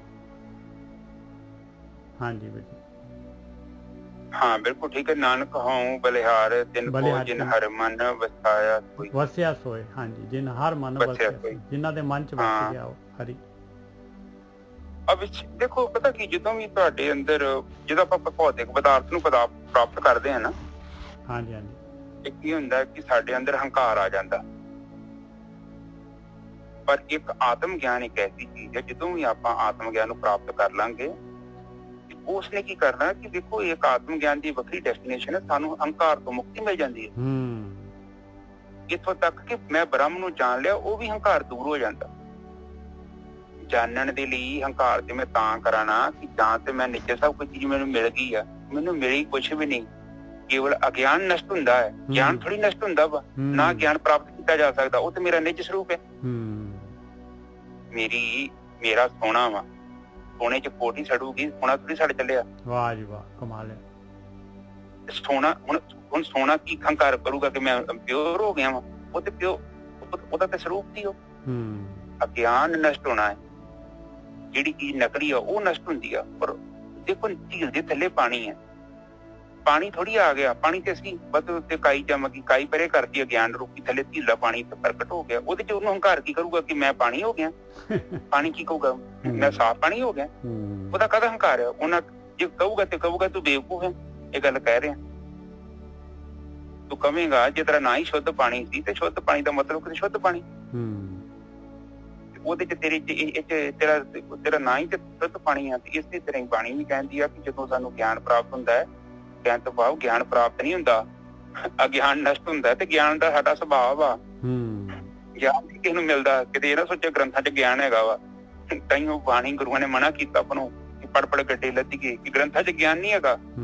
ਗ੍ਰੰਥਾਂ ਚ ਕੇਵਲ ਇਹ ਫਾਰਮੂਲੇ ਹੈਗੇ ਆ ਕਿ ਅਗਿਆਨ ਨੂੰ ਕਿੱਦਾਂ ਨਸ਼ਟ ਕਰਨਾ ਹੈ। ਠੀਕ ਹੈ ਜੀ, ਜਿਹੜਾ ਦੂਜਾ ਭਾਵ ਹੈ। ਠੀਕ ਹੈ ਨਿੱਜਰ ਸਾਹਿਬ, ਹਾਂਜੀ ਅੱਗੇ ਚੱਲੀਏ। ਅੱਗੇ ਪੌੜੀ ਆ ਗਈ ਜੀ। पौड़ी बस डंडा ऊपर जा रहा है, देख लो पौड़ी बार बार पौड़ी दे रहे हैं महाराज, चढ़ी जाइए आप बस। वो तो कहते पौड़ी चढ़ी दो। हाँ, पौड़ी आस करे सब लोग बहुत जीवन जानिया। बस देखो आ गई पौड़ी। कहते सारी मनमुख पुणा जिहड़ा क्यों होंदा है, काहदे वास्ते मनमुख बनते हैं, क्यों लोग इस रस्ते नूं अख्तियार करते हैं। कहते बस कहते वो समझते असीं मरना ही नहीं हैगा, बहुत जीवन जानिया। वो समझते साडा जीवन बहुत दूर तक जाएगा, ਅਸੀਂ ਮਰਨਾ ਹੀ ਨਹੀਂ ਹੈਗਾ। ਆਸ ਕਰੇ ਸਭ ਲੋਕ, ਬਸ ਲੱਗ ਗਏ ਫਿਰ ਆਸਾਂ ਦੇ ਵਿੱਚ, ਲੱਗ ਗਏ ਉਹਨਾਂ ਨੇ ਬਈ ਆਹ ਕਰਨਾ ਹੈ, ਆ ਇੱਥੇ ਇੱਕ ਬਿਲਡਿੰਗ ਹੋਰ ਬਣਾ ਦਈਏ, ਇੱਕ ਕਾਰ ਹੋਰ ਲੈ ਲਈਏ, ਇੱਕ ਇਸ ਤਰ੍ਹਾਂ ਕਰ ਲਈਏ, ਉਸ ਤਰ੍ਹਾਂ ਕਰ ਲਈਏ। ਆਸ ਕਰੇ ਸਭ ਲੋਕ ਬਹੁਤ ਜੀਵਨ ਜਾਣਿਆ, ਨਿਤ ਜੀਵਨ ਕੋ ਚਿੱਤ ਗੜ ਮੰਡਪ ਸਵਾਰਿਆ। ਲਓ ਕਰ ਲੈ, ਬਣਾ ਲੈ ਕਿਲੇ ਮੰਡਪ, ਸਾਰੇ ਸਵਾਰਨ ਲੱਗ ਗਏ। ਬਸ ਨਿਤ ਫਿਰ ਜੀਵਨ ਦੀ ਚਿੱਤਿਆ, ਜੀਵ ਖੁਸ਼ੀਆਂ ਕਰਨ ਨੂੰ ਚਿੱਤ ਕਰ ਰਿਹਾ ਹੈ, ਦੁਨੀਆ ਦੇ ਪਦਾਰਥ ਮਾਣਨ ਨੂੰ ਚਿੱਤ ਕਰਨ ਲੱਗ ਜਾਂਦਾ ਹੈ। ਫਿਰ ਕੀ ਕਰਦਾ ਹੈ ਇਨਸਾਨ, ਜਦ ਉਹਨੂੰ ਪਤਾ ਹੈ ਮਰਨਾ ਹੀ ਨਹੀਂ ਹੈ, ਬਹੁਤ ਦੂਰ ਤੱਕ ਜਾਣਾ ਹੈ, ਮੇਰਾ ਜੀਵਨ ਤਾਂ ਬਹੁਤ ਵੱਡਾ ਹੈ, ਬਹੁਤ ਦੂਰ ਤੱਕ ਹੈਗਾ। आस करे सब लोग बहुत जीवन जानिया, नित जीवन को चित गढ़ मंडप सवारिया, बलवंच कर उपाओ माया हिराणिया। लो फिर आ गया हुण जिहड़ा हैगा दूजे दी हुण जिहड़ी हैगी, क्योंकि उन्होंने पता लग गया माया दे नाल तां बड़ा स्वाद, बड़े रसकस, बड़ा सारा कुछ भोग विलास माया दे विच हैगा, ते उन्हें फिर दूजिਆਂ ਦੀ खिचणी शुरू कर देनी है। हुक एंड क्रुक, बलवंच धोखे दे नाल, वल दे नाल, वल छल दे नाल, वल वंच, वल लिखिया बल नहीं लिखिया, मैं वल पढ़ गया पहला। वल वंच कर उपाओ माया हिराणिया, माया नूं घेर घेर के लैके आउंदा है, फिर वल छल करके सारे उपाओ ला दिंदा है। पर उपर की हो रहा है जिहड़ा नहीं दिस रहा इहनूं, जमकाल निहाले सास आव घटे बेतालिया। कहंदे ये तां बेताला है, बेतालियां गलत रस्ते ते तुर पिया हुण, ये तां बेताला ताल तो खुंज गया हुण ये बेताला हो गया, सही रस्ता चला गया ਇਹਦੇ ਕੋਲੋਂ। ਤੇ ਜਮਕਾਲ ਜਿਹੜਾ ਹੈਗਾ ਉਹਦੇ ਦੇਖ ਰਿਹਾ ਭਾਈ ਕਿੰਨਾ ਕਿ ਇਹਦੇ ਰਹਿ ਗਿਆ, ਕਿੰਨਾ ਕੁ ਲਾਸਟ ਸਾਹ ਹੈਗਾ, ਕਿੰਨੇ ਕੁ ਸਾਹ ਰਹਿ ਗਏ ਆ ਇਹਦੇ, ਉਹ ਦੇਖ ਰਿਹਾ ਹੈ ਜਮਕਾਲ। ਜਮਕਾਲ ਨਿਹਾਲੇ ਸਾਸ ਆਵ ਘਟਾ, ਉਹਦੀ ਉਮਰ ਘਟੀ ਜਾ ਰਹੀ ਹੈ, ਉਹ ਬੇਤਾਲਾ ਹੈ, ਉਹ ਖੁੱਜ ਗਿਆ ਰਸਤੇ ਤੋਂ। ਨਾਨਕ ਗੁਰ ਸਰਨਾਈ ਉਬਰੇ ਹਰ ਗੁਰ ਰਖਵਾਲਿਆ। ਪਰ ਇਹ ਦੂਜੀ ਕੈਟੇਗਰੀ ਜਿਹੜੀ ਹੈਗੀ, ਜਿਹੜੇ ਬ੍ਰਹਮ ਗਿਆਨੀਆਂ ਦੇ ਸ਼ਰਨ ਦੇ ਵਿੱਚ ਹੈ, ਗੁਰੂ ਦੀ ਸ਼ਰਨ ਦੇ ਵਿੱਚ ਹੈ, ਜਿਹੜੇ ਗੁਰੂ ਦੇ ਅਨੁਸਾਰ ਚੱਲ ਰਹੇ ਆ, ਜਿਹੜੇ ਗੁਰਮੁਖ ਸਿਸਟਮ ਦੇ ਵਿੱਚ ਹੈਗੇ, ਕਹਿੰਦੇ ਉੱਭਰ ਜਾਂਦੇ ਆ। ਉਹਨਾਂ ਦਾ ਜਿਹੜਾ ਹੈਗਾ ਉਹ ਗੁਰੂ, ਉਹ ਗਾਈਡ, ਹਰ ਗੁਰ ਲਿਖਿਆ, ਹਰ ਗੁਰ ਹੈਗਾ ਪਰਮਾਤਮਾ ਦਾ ਰੂਪ। ਜਿਹੜੇ ਗੁਰੂ ਬ੍ਰਹਮ ਗਿਆਨੀ ਉਹ ਕਹਿੰਦੇ ਰਖਵਾਲੇ ਹੋ ਜਾਂਦੇ ਆ, ਉਹ ਗੁਰੂ ਪਰਮਾਤਮਾ ਦੇ ਰੂਪ ਸਤਿਗੁਰੂ। ਨਾਨਕ ਗੁਰ ਸਰਨਾਈ ਉਬਰੇ ਹਰ ਗੁਰ ਰਖਵਾਲਿਆ। ਹਾਂਜੀ ਵੀਰ ਜੀ। आस करे सब लोग पौड़ी, आस करे सब लोग, आस करे सब लोग बहुत जीवन जानिया, नित जीवन को चित गढ़ मंडप सवारिया। हाँ जी, देख लो आसा हो गई शुरू, भी पता है भी मैं तो मरना ही नहीं है, बहुत जीवन समझ लिया भी मैं तो मरना ही नहीं है, मेरा तो बहुत बड़ी लाइफ है मेरी। हाँ जी, हाँ फिर ठीक है जी। देख लो बंदा किड्डी बेवकूफी करता है। बाणी ते कहती है कि बंदा थोड़ी है कि मैं संसार को जाना। हाँ जी, बाणी तो कहती है हम आदमी हाँ एकदम, जिन्हां लई करदा वा ओदी कदर पाउंदे। मैं हम बाणी कहती हम आदमी हाँ एकदमी, मोहलत मोहत ना जाना। सानू नहीं पता किन्नी क मोहलत है, कदों मुहूर्त निकल जाना है अपना, एकदम दे आदमी हाँ। ते इत्थे लिखिया है कि आपां इंसान समझदा है मैं कदी मरना ही नहीं है। हाँ बिल्कुल सही है। हुण जो तुसीं आत्मा च लीन हो गए ना, हाँ जी, हाँ जी, तुहाडा जिहड़ा बैग है ना बिल्कुल नीट एंड क्लीन होना है, बड़ा तुहाडा जिहड़ा जीवन है बड़ा साफ सुथरा हो जाना है, तुसीं ज्यादा खलारा नहीं पाओगे। तो थोड़ा जिहा समान है, जो रेडी होए बैग पैक कीता, तुहानूं टाइम नहीं चाहिदा कि हाँ भी मैनूं थोड़ा बहुत टाइम दे दो। जिवें दूत आके खलोते हुए ने, वो पुछदे भी चल चलीए, ते तुसीं कहोगे मेरा तो काम ही फिनिश नहीं होया। और जिहड़ा बंदा आत्म तत्त च लीन हो जाता, वो कहंदा मेरा बैग ते रेडी है, मैं तो पहले पा के बैठा कपड़े पाई, चलो चलीए। ते ਜਿਹੜਾ ਬੰਦਾ ਏਦਾਂ ਉਲਝਿਆ ਵਾ ਪਦਾਰਥਾਂ 'ਚ, ਭੌਤਿਕ ਪਦਾਰਥਾਂ 'ਚ, ਜਿਹੜਾ ਇਹਨੇ ਆਪਣੇ ਪੁਰਸ਼ ਨੂੰ ਛੱਡਿਆ ਹੈ, ਆਪਣੇ ਰੂਪ ਨੂੰ ਛੱਡ ਕੇ ਤੇ ਮਾਇਆ ਦੇ ਨਾਲ ਜੱਫੀਆਂ ਪਾ ਰਿਹਾ ਹੈ, ਔਰ ਕਹਿੰਦਾ ਕਿ ਇਹ ਬਿਮਾਰੀ ਬੜੀ ਵਧੀਆ ਹੈ ਪਰ ਮੈਂ ਬੜਾ ਸੁਖੀ ਹਾਂ, ਜਿਹੜੀਆਂ ਮੈਨੂੰ ਬਿਮਾਰੀਆਂ ਲੱਗੀਆਂ ਨੇ, ਕਾਮ, ਕ੍ਰੋਧ, ਲੋਭ, ਮੋਹ, ਹੰਕਾਰ ਦੀਆਂ, ਇਹਦੇ ਕਰਕੇ ਤੇ ਮੈਨੂੰ ਬੜਾ ਆਨੰਦ ਆ ਰਿਹਾ, ਔਰ ਮੈਨੂੰ ਸਵਰਗ ਲੱਗ ਰਿਹਾ ਹੈ ਧਰਤੀ। ਫਿਰ ਉਹਨੂੰ ਉਹਦਾ ਇਲਾਜ ਕਿੱਦਾਂ ਕੀਤਾ ਜਾ ਸਕਦਾ? ਉਹਦੇ ਲਈ ਤਾਂ ਬਹੁਤ ਮੁਸ਼ਕਲ ਹੈ, ਉਹਦਾ ਕੋਈ ਵੀ ਇਲਾਜ ਕਰ ਸਕਦਾ। ਬਿਲਕੁਲ। ਉਹਨੇ ਬਿਮਾਰੀ ਨੂੰ ਇੰਜੋਏ ਕਰਨਾ ਸ਼ੁਰੂ ਕਰ ਦਿੱਤਾ। ਆਪ ਜੇ ਅੰਦਰ ਸਾਡੇ ਅੰਦਰ ਥੋੜੀ ਜਿਹੀ ਚੇਤਨਾ ਹੈਗੀ ਆ, ਤੇ ਤੁਹਾਨੂੰ ਵੇਖੋਗੇ ਤੁਹਾਨੂੰ ਕੋਈ ਮਾੜਾ ਕਰਮ ਕਰਕੇ ਨਾ ਤੁਹਾਨੂੰ ਪਛਤਾਵਾ ਲੱਗਦਾ ਹੈ ਕਿ ਮੈਂ ਕਾਹਨੂੰ ਕੀਤਾ। ਉਹ ਤੇ ਹੋਇਆ ਸਹੀ, ਜੇ ਤੁਸੀਂ ਔਰੰਗਜ਼ੇਬ ਵਾਂਗੂ ਚੰਗਾ ਫੀਲ ਕਰਨ ਡਿਆ ਵੋ ਮੈਂ ਸਹੀ ਕੰਮ ਕਰਨੇ ਆ, ਫਿਰ ਤੇ ਨਿੱਜਰ ਸਭ ਕੰਮ ਵਿਗੜ ਗਿਆ। ਬਸ ਬਹੁਤ ਵਧੀਆ। ਫਿਰ ਤੇ ਤੁਹਾਡਾ ਰੱਬ ਭਲਾ ਕਰੂਗਾ। ਤੇ ਬੰਦੇ ਏਦਾਂ ਦੇ ਹੈਗੇ ਜੋ ਔਰੰਗਜ਼ੇਬ ਵਰਗੇ, ਉਹ ਮੰਨਦੇ ਗਲਤੀਆਂ ਕਰਕੇ, ਉਹ ਤੇ ਕਹਿੰਦੇ ਅਸੀਂ ਸਹੀ ਹਾਂ।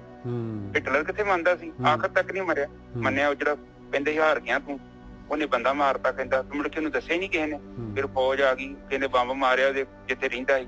ਕਹਿੰਦਾ ਤੁਸੀਂ ਦੱਸਿਆ ਨਹੀਂ ਮੈਨੂੰ ਕਿ ਅਸੀਂ ਹਾਰ ਗਏ ਆ? ਉਹ ਕਹਿੰਦਾ ਦੱਸਣ ਦੀ ਕਿਹੜੀ ਗੱਲ, ਕਿੰਨਿਆਂ ਨੇ ਤੈਨੂੰ ਦੱਸਣ ਆਏ ਨੇ, ਜੇ ਤੂੰ ਉਹਨਾਂ ਨੂੰ ਮਾਰ ਦੇਣਾ ਤੇ ਤੁਹਾਨੂੰ ਤੈਨੂੰ ਦੱਸੇ ਕਿਹੜਾ? ਤੂੰ ਸੱਚ ਨੂੰ ਸੁਣਨਾ ਚਾਹੁੰਦਾ ਨਹੀਂ। ਹੁਣ ਬਾਣੀ ਸੱਚ ਬੋਲਦੀ ਹੈ। ਤੇ ਹੁਣ ਕਹਿੰਦੇ ਕਿ ਨਿਤ ਜੀਵਨ ਹੋ ਚਿੱਤ ਗੜ ਗੜ ਮੰਡਪ ਸਵਾਰਿਆ ਨਿਤ ਜੀਵਨ ਕੋ ਚਿੱਤ, ਕਹਿੰਦੇ ਉਹ ਜਿਹਨੂੰ ਮਰਨਾ ਚੇਤੇ ਨਹੀਂ ਹੈਗਾ, ਉਹ ਕਹਿੰਦੇ ਉਹ ਤਾਂ ਕਹਿੰਦਾ ਨਿਤ ਨਵਾਂ ਜੀਵਨ ਹੈ, ਨਵੇਂ ਇੰਜੋਏ ਕਰੀਏ, ਵੱਡੇ ਜਿਹੜੇ ਹੈਗੇ ਸਵਾਰੀਏ ਕਿਲੇ ਘਰ ਘਰੇ ਵੱਡੀਆਂ ਸਾਰਾ ਆਪਣਾ ਵਧਾਈਏ, ਆਪਣੀ ਜਿਹੜੀ ਹੈਗੀ ਪ੍ਰਾਪਰਟੀ ਸਾਰਾ ਕੁਝ। ਆਹੋ ਇੱਥੇ ਕਹਿੰਦੇ ਆ ਕਿ ਰਿਸ਼ਵਤਖੋਰ ਲੋਕ ਜਿਹੜੇ ਹੁੰਦੇ ਨੇ ਬੇਈਮਾਨੀ ਨਾਲ ਪੈਸਾ ਇਕੱਠਾ ਕਰਦੇ ਨੇ ਤੇ ਉਹਨਾਂ ਨੂੰ ਤਾਂ ਚੇਤਾ ਹੀ ਨਹੀਂ ਕਿ ਸੰਸਾਰ ਤੋਂ ਜਾਣਾ, ਔਰ ਉਹ ਗੁਰਦੁਆਰੇ ਵੀ ਜਾਂਦੇ ਆ ਕੇਵਲ ਆਪਣੀ ਫੀਲਿੰਗ ਪੂਰੀ ਕਰਨ ਵਾਸਤੇ ਕਿ ਮੇਰੇ ਪਿਤਾ ਅੱਜ ਠੱਗੀ ਜ਼ਿਆਦਾ ਵੱਜ ਜੇ, ਅੱਜ ਮੁਰਗੀਆਂ ਜ਼ਿਆਦਾ ਮਿਲ ਜਾਣ ਤੇ ਤੈਨੂੰ ਵੀ 200-400 ਰੁਪਏ ਚੜਾ ਜਾਾਂਗੇ, ਇੱਥੇ ਲੰਗਰ ਲਾ ਦਾਂਗੇ, ਆਪਾਂ ਲੰਗਰ ਲਾ ਦਾਂਗੇ, ਇੱਥੇ ਮੈਂ ਸਟੀਲ ਦਾ ਗੇਟ ਲੋਹੇ ਦਾ ਗੇਟ ਹੁਣ ਮੈਂ ਸੋਨੇ ਦਾ ਲਾ ਦਾਂਗਾ ਮੇਰੇ ਪਿਤਾ, ਐ ਮੇਰੀ ਠੱਗੀ ਜਿਹੜੀ ਮੇਰੀ ਪੂਰੀ ਹੋ ਗਈ। ਏਦਾਂ ਦੀਆਂ ਡਿਮਾਂਡਾਂ ਹੁੰਦੀਆਂ ਇਹਨਾਂ ਦੀਆਂ। ਪਾਲਕੀ ਬਣਾ ਦਾਂਗੇ 2.5 ਕਰੋੜ ਦੀ। ਆਹ ਮੁੜ ਕੇ ਪਾਲਕੀ ਤੇ ਉਹ ਨਹੀਂ ਵੇਖਣਾ ਕਿ ਮੈਂ ਕਿੰਨੀਆਂ ਦੀਆਂ ਪਾਲਕੀਆਂ ਤੋੜ ਦਿੱਤੀਆਂ, ਤੇ ਕੀ ਪ੍ਰਮਾਤਮਾ ਤੇਰੀ ਪਾਲਕੀ ਲਊਗਾ? ਇਹਨੂੰ ਬੇਵਕੂਫ ਬਣਾ ਰਿਹਾ। ਏਦਾਂ ਦੀ ਕਿਰਪਾਨੀ ਆਪਣੀ ਏਦਾਂ ਹੀ ਗੱਫੇ ਦਿੰਦਾ ਜਾਈ। ਹਾਂ ਤੇ ਉਹ ਕਹਿੰਦੇ ਆ ਕਿ ਬਈ ਉਹ ਤੇ ਕਹਿੰਦੇ ਜੇ ਤੂੰ ਬਿਮਾਰੀ ਨੂੰ ਤੂੰ ਆਪਣੀ ਬਿਮਾਰੀ ਨੂੰ ਤੰਦਰੁਸਤੀ ਸਮਝ ਕੇ ਬੈਠਾ ਤੇ ਫਿਰ ਭਰਾ ਮੈਂ ਤੇਰੀ ਬਿਮਾਰੀ ਕਿੱਥੋਂ ਹਟਾ ਦਾਂ? ਹਾਂਜੀ ਠੀਕ ਹੈ ਨਿਜਰ ਸਾਹਿਬ, ਅਗਲੀ ਤੁਕ ਬੋਲੋ। ਮੰਡਪ ਨੂੰ ਸਵਾਰਦਾ ਰਹਿੰਦਾ ਵਾ, ਉਹ ਮਾਇਆ ਧਾਰੀ ਕਹਿੰਦੇ ਅੰਨਾ ਬੋਲਾ, ਉਹਨੇ ਕਿੱਥੋਂ ਉਹਨੇ ਸੁਣਨਾ? ਉਹ ਤੇ ਉਹਨੂੰ ਪਤਾ ਹੀ ਉਦੋਂ ਲੱਗਣਾ ਵਾ ਜਦੋਂ ਡੰਡੇ ਦੇ ਥੱਲੇ ਡਿੱਗਦਾ। ਬਿਲਕੁਲ ਹੋਸ਼ ਆਉਂਦੀ ਆ। ਇਹ ਨਾ ਸੰਗਤ ਜੀ ਕਿਤੇ ਕਿਉਂ ਕਿ ਤੁਹਾਨੂੰ ਹੋਸ਼ ਨਹੀਂ ਆਉਣੀ। ਜਿਹੜਾ ਬੰਦਾ ਗਲਤ ਤਰੀਕੇ ਨਾਲ ਜੀਵਨ ਬਤੀਤ ਕਰਦਾ ਨਾ, ਹੋਸ਼ ਆਉਂਦੀ ਉਹਨੂੰ ਆਖਰ, ਪਰ ਹੁਣ ਤੇ ਕੁਛ ਨਹੀਂ ਹੋ ਸਕਦਾ ਕਿਉਂਕਿ 2.5-3 ਸਾਲ ਦਾ ਕੰਮ ਹੈ। ਉਹ ਇੱਕ ਮਿੰਟ ਉਹ ਰਾਜ ਜਨਕ ਵਾਂਗੂ ਰਕਾਬ ਚ ਪੈਰ ਰੱਖਣ ਵਾਲਾ ਕੰਮ ਥੋੜੀ ਹੋਣਾ। ਠੀਕ ਹੈ ਨਿਜਰ ਸਾਹਿਬ? ਬਿਲਕੁਲ ਠੀਕ ਹੈ ਜੀ। ਵਲ ਵੰਚ ਕਰ ਉਪਾਅ ਮਾਇਆ ਹਿਰਾਣਿਆ, ਕਹਿੰਦੇ ਬੜੇ ਬਲ ਛਲ ਕਰਕੇ ਜਿਹੜਾ ਹੈਗਾ ਉਪਾਅ ਬੜੇ ਟੈਕਨੀਕ ਲੱਭਦਾ ਹੈ ਕਿਵੇਂ ਜਿਹੜਾ ਹੈਗਾ ਸਾਹਮਣੇ ਵਾਲੇ ਨੂੰ ਲੁੱਟੀਏ। ਆਹ ਕਸਟਮਰ ਮੇਰੇ ਕੋਲ ਇਹਦੇ ਕੋਲ ਪੈਸਾ ਆਏਗਾ, ਇਹ ਕਿਵੇਂ ਇਹਦੀ ਮਾਇਆ ਖਿੱਚਾਂ ਮੈਂ, ਇਸ ਤਰ੍ਹਾਂ ਘੇਰ ਕੇ ਮਾਇਆ ਲੈ ਕੇ ਆਉਂਦਾ ਹੈ ਭਾਈ। ਵਲਵੰਚ ਕਰ ਉਪਾਅ ਮਾਇਆ ਹਿਰ ਆਣਿਆ। ਤੇ ਅੱਗੇ ਕਹਿ ਰਹੇ ਜਮਕਾਲ ਨਿਹਾਲੇ ਸਾਸ ਆਉ ਘਟੇ ਬੇਤਾਲਿਆ। ਜਮਕਾਲ ਜਿਹੜਾ ਹੈ ਦੇਖ ਰਿਹਾ ਹੈ ਭਾਈ ਕਾਦੇ ਦਾ ਕੰਮ ਹੋਏ, ਕਾਦੇ ਦੇ ਸਵਾਸ ਪੂਰੇ ਹੋ ਜਾਣ ਤੇ ਮੇਰੀ ਇਹਦੀ ਉਮਰ ਘੱਟ ਔਰ ਕਦ ਮੈਂ ਇਹਨੂੰ ਜਿਹੜਾ ਲੈ ਕੇ ਆਵਾਂ, ਕਿਉਂਕਿ ਉਮਰ ਤਾਂ ਘੱਟ ਰਹੀ ਹੈ ਔਰ ਇਨਸਾਨ ਜਿਹੜਾ ਹੈਗਾ ਗਲਤ ਰਸਤੇ ਤੇ ਜਾ ਰਿਹਾ, ਤਾਲ ਤੋਂ ਖੁੰਝਿਆ ਹੋਇਆ ਹੈ, ਬੇਤਾਲਾ ਹੈਗਾ। ਹਾਂਜੀ ਗੁਰਕੀ ਜੀ ਬਿਲਕੁਲ ਸਹੀ ਆ। ਹੁਣ ਸਾਧ ਸੰਗਤ ਜੀ ਇੱਥੇ ਬਾਣੀ ਆਪਾਂ ਨੂੰ ਇਹ ਵੀ ਸਮਝਾਉਂਦੀ ਆ ਕਿ ਇੱਕ ਤੇ ਗਲਤ ਕੰਮ ਕਰਨਾ, ਇੱਕ ਗਲਤ ਬੰਦੇ ਲਾਗੇ ਖਲੋਣਾ ਵੀ ਗਲਤ ਕੰਮ। ਹੁਣ ਅਰਜੁਨ ਕਹਿ ਰਿਹਾ ਕ੍ਰਿਸ਼ਨ ਨੂੰ ਕਿ ਉਹ ਮੇਰਾ ਗੁਰੂ ਆ, ਉਹ ਮੇਰੇ ਭਰਾ, ਮੇਰੇ ਰਿਸ਼ਤੇਦਾਰ। ਕ੍ਰਿਸ਼ਨ ਕਹਿੰਦਾ ਇਹ ਬੰਦੇ ਮਰ ਚੁੱਕੇ ਨੇ, ਤੂੰ ਇਹਨਾਂ ਦੀ ਪਰਵਾਹ ਨਾ ਕਰ। ਇੱਥੇ ਗਲਤ, ਇੱਥੇ ਝੂਠ ਦੇ ਵੱਲ ਖਲੋਤੇ ਹੋਏ ਨੇ। ਸੱਚ ਤੇ ਇਹਨਾਂ ਸੱਚ ਦਾ ਪੱਲਾ ਛੱਡਤਾ। ਬਿਲਕੁਲ ਜ਼ਮੀਰ ਮਰ ਗਿਆ ਇਹਨਾਂ ਦਾ। ਇਹਨਾਂ ਨੂੰ ਮਾਰ ਦੇਣਾ ਦੇ ਵਿੱਚ ਕੋਈ ਪਾਪ ਨਹੀਂ ਲੱਗਣਾ ਤੈਨੂੰ। ਗੁਰੂ ਗੋਬਿੰਦ ਸਿੰਘ ਜੀ ਨੇ ਤੇ ਉਹ ਕੰਮ ਕੀਤਾ ਸੀ, ਉਹਨਾਂ ਦੇ ਸਿਰ ਵੱਢਦੇ ਸੀ ਜਿਨ੍ਹਾਂ ਦੇ ਜ਼ਮੀਰ ਮਰ ਗਏ ਸੀ, ਉਹਨਾਂ ਨੂੰ ਮਾਰਤਾ। ਕੋਈ ਉਹਦਾ ਕੋਈ ਸਜ਼ਾ ਸੁਜਾ ਨਹੀਂ ਮਿਲਣੀ। ਉਹ ਤੇ ਬਸ ਐਵੇਂ ਹੀ ਆ, ਉਹ ਬੰਦੇ ਹੀ ਸੀ, ਉਹ ਤੇ ਮਰੇ ਸੀ, ਮੁਰਦੇ ਸੀ। ਉਹ ਜ਼ਮੀਰ ਮਾਰ ਕੇ ਤੇ ਬੰਦਾ ਕਾਹਦਾ? ਉਹ ਬੰਦਾ ਕਾਹਦਾ ਜਿਹੜਾ ਬੰਦਾ ਵਫਾਦਾਰ ਨਹੀਂ ਹੈ, ਜਿਹੜਾ ਬੰਦਾ ਇਮਾਨਦਾਰ ਨਹੀਂ, ਉਹ ਬੰਦਾ ਕਿਸੇ ਕੰਮ ਦਾ, ਬੰਦਾ ਕਿਸੇ ਕੰਮ ਦਾ ਨਹੀਂ ਹੈਗਾ। ਹੁਣ ਇੱਥੇ ਕਹਿੰਦੇ ਆ ਕਿ ਹੁਣ ਆਪਾਂ ਇਹ ਉਹਨਾਂ ਦੀ, ਚਲੋ ਉਹ ਤੇ ਕ੍ਰਿਸ਼ਨ ਦੀ ਤੇ ਅਰਜੁਨ ਦੀ ਗੱਲ ਸੀ, ਸਾਡੀ ਗੱਲ ਆ ਗਈ। ਸਾਡੀ ਗੱਲ ਇਹ ਆ ਗਈ, ਇੱਕ ਤੇ ਗਲਤ ਬੰਦੇ ਦੀ ਮਦਦ ਨਹੀਂ ਕਰਨੀ, ਇੱਕ ਜਿਹੜਾ ਬੰਦਾ ਗਲਤ ਆ ਉਹਦੀ ਸਾਈਡ ਤੇ ਖੜੋਣਾ ਵੀ ਨਹੀਂ ਹੈ, ਉਹਦੇ ਨਾਲ ਨਹੀਂ ਜਾਣਾ, ਕਿਉਂਕਿ ਉਹਦੇ ਪਾਪਾਂ ਦੇ ਅਸੀਂ ਭਾਗੀਦਾਰ ਹੋ ਜਾਂਦੇ। ਬੜਾ ਜ਼ਰੂਰੀ ਜੋ ਜੀ, ਉਹਨਾਂ ਹੀ ਸਜ਼ਾ ਮਿਲਣੀ ਹੈ ਜਦੋਂ ਆਪਾਂ ਗਲਤ ਬੰਦੇ ਦੀ ਮਦਦ ਕਰਦੇ ਹਾਂ ਜਾਂ ਉਹਦੇ ਨਾਲ ਖਲੋਂਦੇ ਹਾਂ, ਭਾਵੇਂ ਅਸੀਂ ਬੋਲਦੇ ਨਹੀਂ ਹਾਂ, ਕਿਉਂਕਿ ਅਸੀਂ ਸਾਈਡ ਕਿਹੜੀ ਚੂਜ਼ ਕਰ ਲਈ, ਉੱਥੇ ਗੜਬੜ ਹੋ ਜਾਣੀ। ਇਹ ਧਿਆਨ ਦਿਆ ਕਰੋ, ਠੀਕ ਹੈ। ਲੋਕੋ ਕਹਿਣ ਤੇ ਦੀ ਬਾਣੀ ਕਿ ਉਹ ਵਲ ਵੰਚ ਕਰਦਾ ਰਹਿੰਦਾ ਹੈ, ਠੱਗੀਆਂ ਮਾਰਦਾ ਰਹਿੰਦਾ, ਔਰ ਠੱਗੀਆਂ ਲੋਕਾਂ ਨੂੰ ਥੋੜੀ ਮਾਰਦਾ। ਉਹ ਬੇਵਕੂਫ ਆਪਣੇ ਆਪ ਨੂੰ ਠੱਗੀਆਂ ਮਾਰੀ ਜਾਣਦੇ ਵਾ। ਆਪਣੇ ਆਪ ਨੂੰ ਜਿੱਦਾਂ ਕੋਈ ਬੰਦਾ ਦੋਨੋਂ ਹੱਥਾਂ ਨਾਲ ਲੁਟਾਉਂਦਾ ਨਾ, ਉਸੇ ਤਰ੍ਹਾਂ ਲੁਟਦਾ। ਔਰ ਉਹ ਲੋਕਾਂ ਨੇ ਠੱਗੀਆਂ ਮਾਰ ਕੇ ਘਰ ਖੜਦਾ ਤੇ ਘਰ ਦੇ ਫਿਰ ਘਰਦਿਆਂ ਦਾ ਸੁਭਾਅ ਵੀ ਓਦਾਂ ਦਾ ਹੀ ਬਣਨਾ, ਉਹਦੇ ਵਰਗਾ ਹੀ ਜਿਹੋ ਜਿਹਾ ਖਾਧਾ ਰਾਸ਼ਨ ਜਿਹੜਾ ਜਾ ਉਹ ਲੈ ਕੇ ਆਇਆ ਬਾਹਰੋਂ, ਉਹਨਾਂ ਦਾ ਰਾਸ਼ਨ ਵੀ ਉਹੋ ਜਿਹਾ ਹੋਣਾ। ਹੁਣ ਜਿੱਦਾਂ ਦਾ ਪੌਦੇ ਨੂੰ ਪਾਣੀ ਪਾਇਆ ਉਸੇ ਤਰ੍ਹਾਂ ਦੇ ਗੁਣ ਉਹ ਪੌਦੇ ਚ ਆ ਜਾਣੇ। ਬਿਲਕੁਲ ਠੀਕ ਹੈ ਜੀ। ਉਹ ਚੀਜ਼ ਨੇ ਅਸਰ ਉਹਦਾ ਕਰਨਾ ਹੀ ਕਰਨਾ, ਕਿਉਂਕਿ ਉਹ ਦੁੱਧਾਂ ਤੇ ਬੁੱਧਾਂ ਜਾਂਦੀਆਂ ਨਿਜਰ ਸਾਹਿਬ। ਜੇ ਦੁੱਧਾਂ ਤੇ ਬੁੱਧਾਂ ਜਾਣੀਆਂ, ਜੇ ਮਾਂ ਦਾ ਕਰੈਕਟਰ ਸਹੀ ਹੈ ਤੇ ਕੁੜੀ ਦਾ ਕਰੈਕਟਰ ਆਪਣੇ ਆਪ ਹੀ ਸਹੀ ਹੋ ਜਾਣਾ। ਜੇ ਮਾਂ ਦਾ ਕਰੈਕਟਰ ਸਹੀ ਨਹੀਂ ਆ, ਮਾਂ ਝਗੜਾਲੂ ਆ ਜਾਂ ਹੋਰ ਉਲਟੇ ਪੁੱਟੇ ਕੰਮ ਕਰਦੀ ਆ, ਧੀਆਂ ਚ ਵੀ ਉਹਦਾ ਅਸਰ ਆਉਣਾ ਹੀ ਹੋਣਾ। ਇਹ ਪਤਾ ਕੀ ਹੈ, ਇਹ એનર્ਜੀ ਹੈ ਨਿਜਰ ਸਾਹਿਬ। ਜਿੱਦਾਂ ਦੀ એનર્ਜੀ ਗਾਂ ਵੱਧਦਾ ਸਪਰੈਡ ਕਰੀ ਜਾਂਦਾ। ਇੱਕ ਚੀਜ਼ ਹੈ ਜਿਹੜੀ ਇੱਕ ਰੁੱਖ ਨੇ ਉਹਨੇ ਕੀਤਾ ਕਿ ਉਹਨੇ ਉਹ ਫਰੂਟ ਪੈਦਾ ਕਰੀ ਜਾਣਾ। ਜਿੱਦਾਂ ਦਾ ਆਪਾਂ ਮਤਲਬ ਹੁਣ ਸਿਸਟਮ ਚੱਲਦਾ ਵਾ, ਉਹ ਸਿਸਟਮ ਤੋਂ ਹੁਣ ਉਹੋ ਜਿਹੀਆਂ ਰੂਹਾਂ ਗਾਂ ਤੁਰੀ ਆਉਣੀਆਂ। ਕਿ ਪ੍ਰਮਾਤਮਾ ਵੱਲੋਂ ਹੀ ਹੁੰਦਾ ਵਾ ਕੋਈ ਏਦਾਂ ਦਾ ਸਿਸਟਮ। ਤੇ ਜਦੋਂ ਆਪਾਂ ਠੱਗੀਆਂ ਮਾਰਦੇ ਹਾਂ ਤੇ ਉਹ ਠੱਗੀਆਂ ਨੂੰ ਹੰਡਾਉਣ ਵਾਸਤੇ ਸਾਨੂੰ ਹੀ ਅੱਗੇ ਆਉਣਾ ਪੈਣਾ ਵਾ। ਹੋਰ ਤੇ ਕਿਸੇ ਨੇ ਆਉਣਾ ਨਹੀਂ, ਕਿਉਂਕਿ ਮੈਂ ਠੱਗੀ ਮਾਰੀ ਆ ਤਾਂ ਉਹਦਾ ਜਵਾਬ ਮੈਂ ਹੀ ਦੇਣਾ। ਹੁਣ ਆਪ ਦੇਖੋ, ਆਮ ਬੰਦੇ ਜਿਹੜੀਆਂ ਮਾੜਾ ਕੰਮ ਕਰਦੇ ਆ, ਜਦੋਂ ਇੱਧਰ ਉੱਧਰ ਠੱਗੀਆਂ ਮਾਰਦੇ ਪੈਸਾ ਖੋਹਦੇ ਆ, ਆਖਰ ਤੇ ਬਾਅਦ ਦੇ ਵਿੱਚ ਉਹਦਾ ਰਿਜ਼ਲਟ ਵੇਖੋ ਉਹਨਾਂ ਲੋਕਾਂ ਦਾ। ਤੁਹਾਡੇ ਲਾਗੇ ਹੋਣਗੇ ਲੋਕ, ਉਹਨਾਂ ਲੋਕਾਂ ਦਾ ਇੱਕ ਵਧੀਆ ਜੀਵਨ ਨਹੀਂ ਹੋਊਗਾ, ਬਹੁਤ ਮਾੜਾ ਮੁੜ ਕੇ ਹੋ ਜਾਂਦਾ ਹੈ। ਕਿਉਂਕਿ ਉਹ ਪੈਸਾ ਜਿਹੜਾ ਹੁੰਦਾ, ਪੈਸਾ ਤੇ ਕੰਮ ਦਾ ਨਹੀਂ ਹੁੰਦਾ, ਉਹ ਪੈਸਾ ਜਦੋਂ ਖੋਇਆ ਖਾਇਆ ਹੁੰਦਾ ਲੋਕਾਂ ਦਾ। ਤੇ ਆਖਰ ਦੇ ਵਿੱਚ ਉਹ ਜਿਹੜੀ ਅੰਦਰ ਉਹਨਾਂ ਦੀ ਨਾ ਅੰਦਰ ਇੱਕ ਹੀਣ ਭਾਵਨਾ ਪੈਦਾ ਹੋ ਜਾਂਦੀ ਆ ਕਿ ਮੈਂ ਕਰ ਤੇ ਲਿਆ ਬੇਸ਼ਰਮਾਂ ਵਾਂਗੂ, ਔਰ ਅੰਦਰ ਫਿਰ ਉਹਦੀ ਤੱਤ ਮਰਦਾ ਜਾਂਦਾ ਹੈ, ਹੌਲੀ ਹੌਲੀ ਮਰਦਾ ਜਾਂਦਾ। ਇੱਕ ਸੈਮ ਆ ਜਾਂਦਾ, ਉਹ ਬੰਦੇ ਮੁਰਦੇ ਹੋ ਜਾਂਦੇ। ਉਹ ਹੈ ਤੇ ਚੱਲਦੇ ਫਿਰਦੇ ਆ, ਪਰ ਅੰਦਰੋਂ ਮਰ ਗਏ ਨੇ। ਕੋਈ ਇੰਨੀਆਂ ਠੱਗੀਆਂ ਮਾਰੀਆਂ, ਇੰਨੀਆਂ ਬੇਈਮਾਨੀਆਂ ਕੀਤੀਆਂ, ਆਪ ਤੇ ਖੁਦ ਮਿਹਨਤ ਕੀਤੀ। ਗੁਰੂ ਨਾਨਕ ਪਾਤਸ਼ਾਹ ਨੇ ਤੇ ਵੇਖਿਆ ਨੇ, ਕਹਿੰਦੇ ਕਿ ਰੋਟੀਆਂ ਲਿਆਂਦੀਆਂ, ਇੱਕ ਚ ਲਹੂ ਨਿਕਲਿਆ ਤੇ ਇੱਕ ਚ ਦੁੱਧ। ਉਹ ਕਹਿੰਦੇ ਕਿ ਬਈ ਇਹ ਵੇਖ ਆ ਰੋਟੀ ਆ, ਦੁੱਧ ਆ। ਸਾਰਾ ਦਿਨ ਉਹ ਖੇਤ ਚ ਕੰਮ ਕਰਨ ਦੇ, ਮਿਹਨਤ ਕਰਨ ਦੇ, ਆਪਣੀ ਕਮਾਈ ਕੀਤੀ ਹੈ। ਤੇ ਆ ਵੇਖੋ ਜੀ ਕਿੱਡਾ ਦੁੱਧ ਨਿਕਲਦਾ। ਦੂਜੇ ਬੰਨੇ ਉਹ ਕਹਿੰਦਾ ਤੇਰਾ ਖੂਨ ਨਿਕਲਦਾ, ਕਿਉਂਕਿ ਤੂੰ ਮਿਹਨਤ ਹੀ ਨਹੀਂ ਕੀਤੀ। ਉਹ ਕਹਿੰਦਾ ਕਿੱਥੋਂ ਪੈਸੇ ਖੋਏ ਆ, ਕਿਸੇ ਦੀ ਜ਼ਮੀਨ ਧੱਕੇ ਨਾਲ ਵਾਲੀ ਹੈ ਜਾਂ ਕੀਤਾ। ਤੇ ਤੇਰੀ ਰੋਟੀ ਦੇ ਵਿੱਚ ਲਹੂ ਆ, ਤੂੰ ਜੇ ਖਾਣ ਵੀ ਦਿਆਂ ਉਹ ਵੀ ਲਹੂ ਹੈ ਨਿਜਰ ਸਾਹਿਬ। ਇਹ ਸਾਨੂੰ ਹੀ ਸਮਝਾਇਆ ਵਾ। ਹੁਣ ਇਹ ਉਹਨਾਂ ਨੇ ਬੜੇ ਵੱਡੇ ਲੈਵਲ ਤੇ ਸਾਨੂੰ ਸਮਝਾਇਆ। ਤੇ ਹੁਣ ਉਹ ਨਹੀਂ ਕੋਈ ਗੱਲ ਸਮਝਦਾ, ਤੁਹਾਡੀ ਮਰਜ਼ੀ ਹੈ। ਹਾਂਜੀ, ਅੱਗੇ ਤੋਂ ਬੋਲੋ ਨਿਜਰ ਸਾਹਿਬ।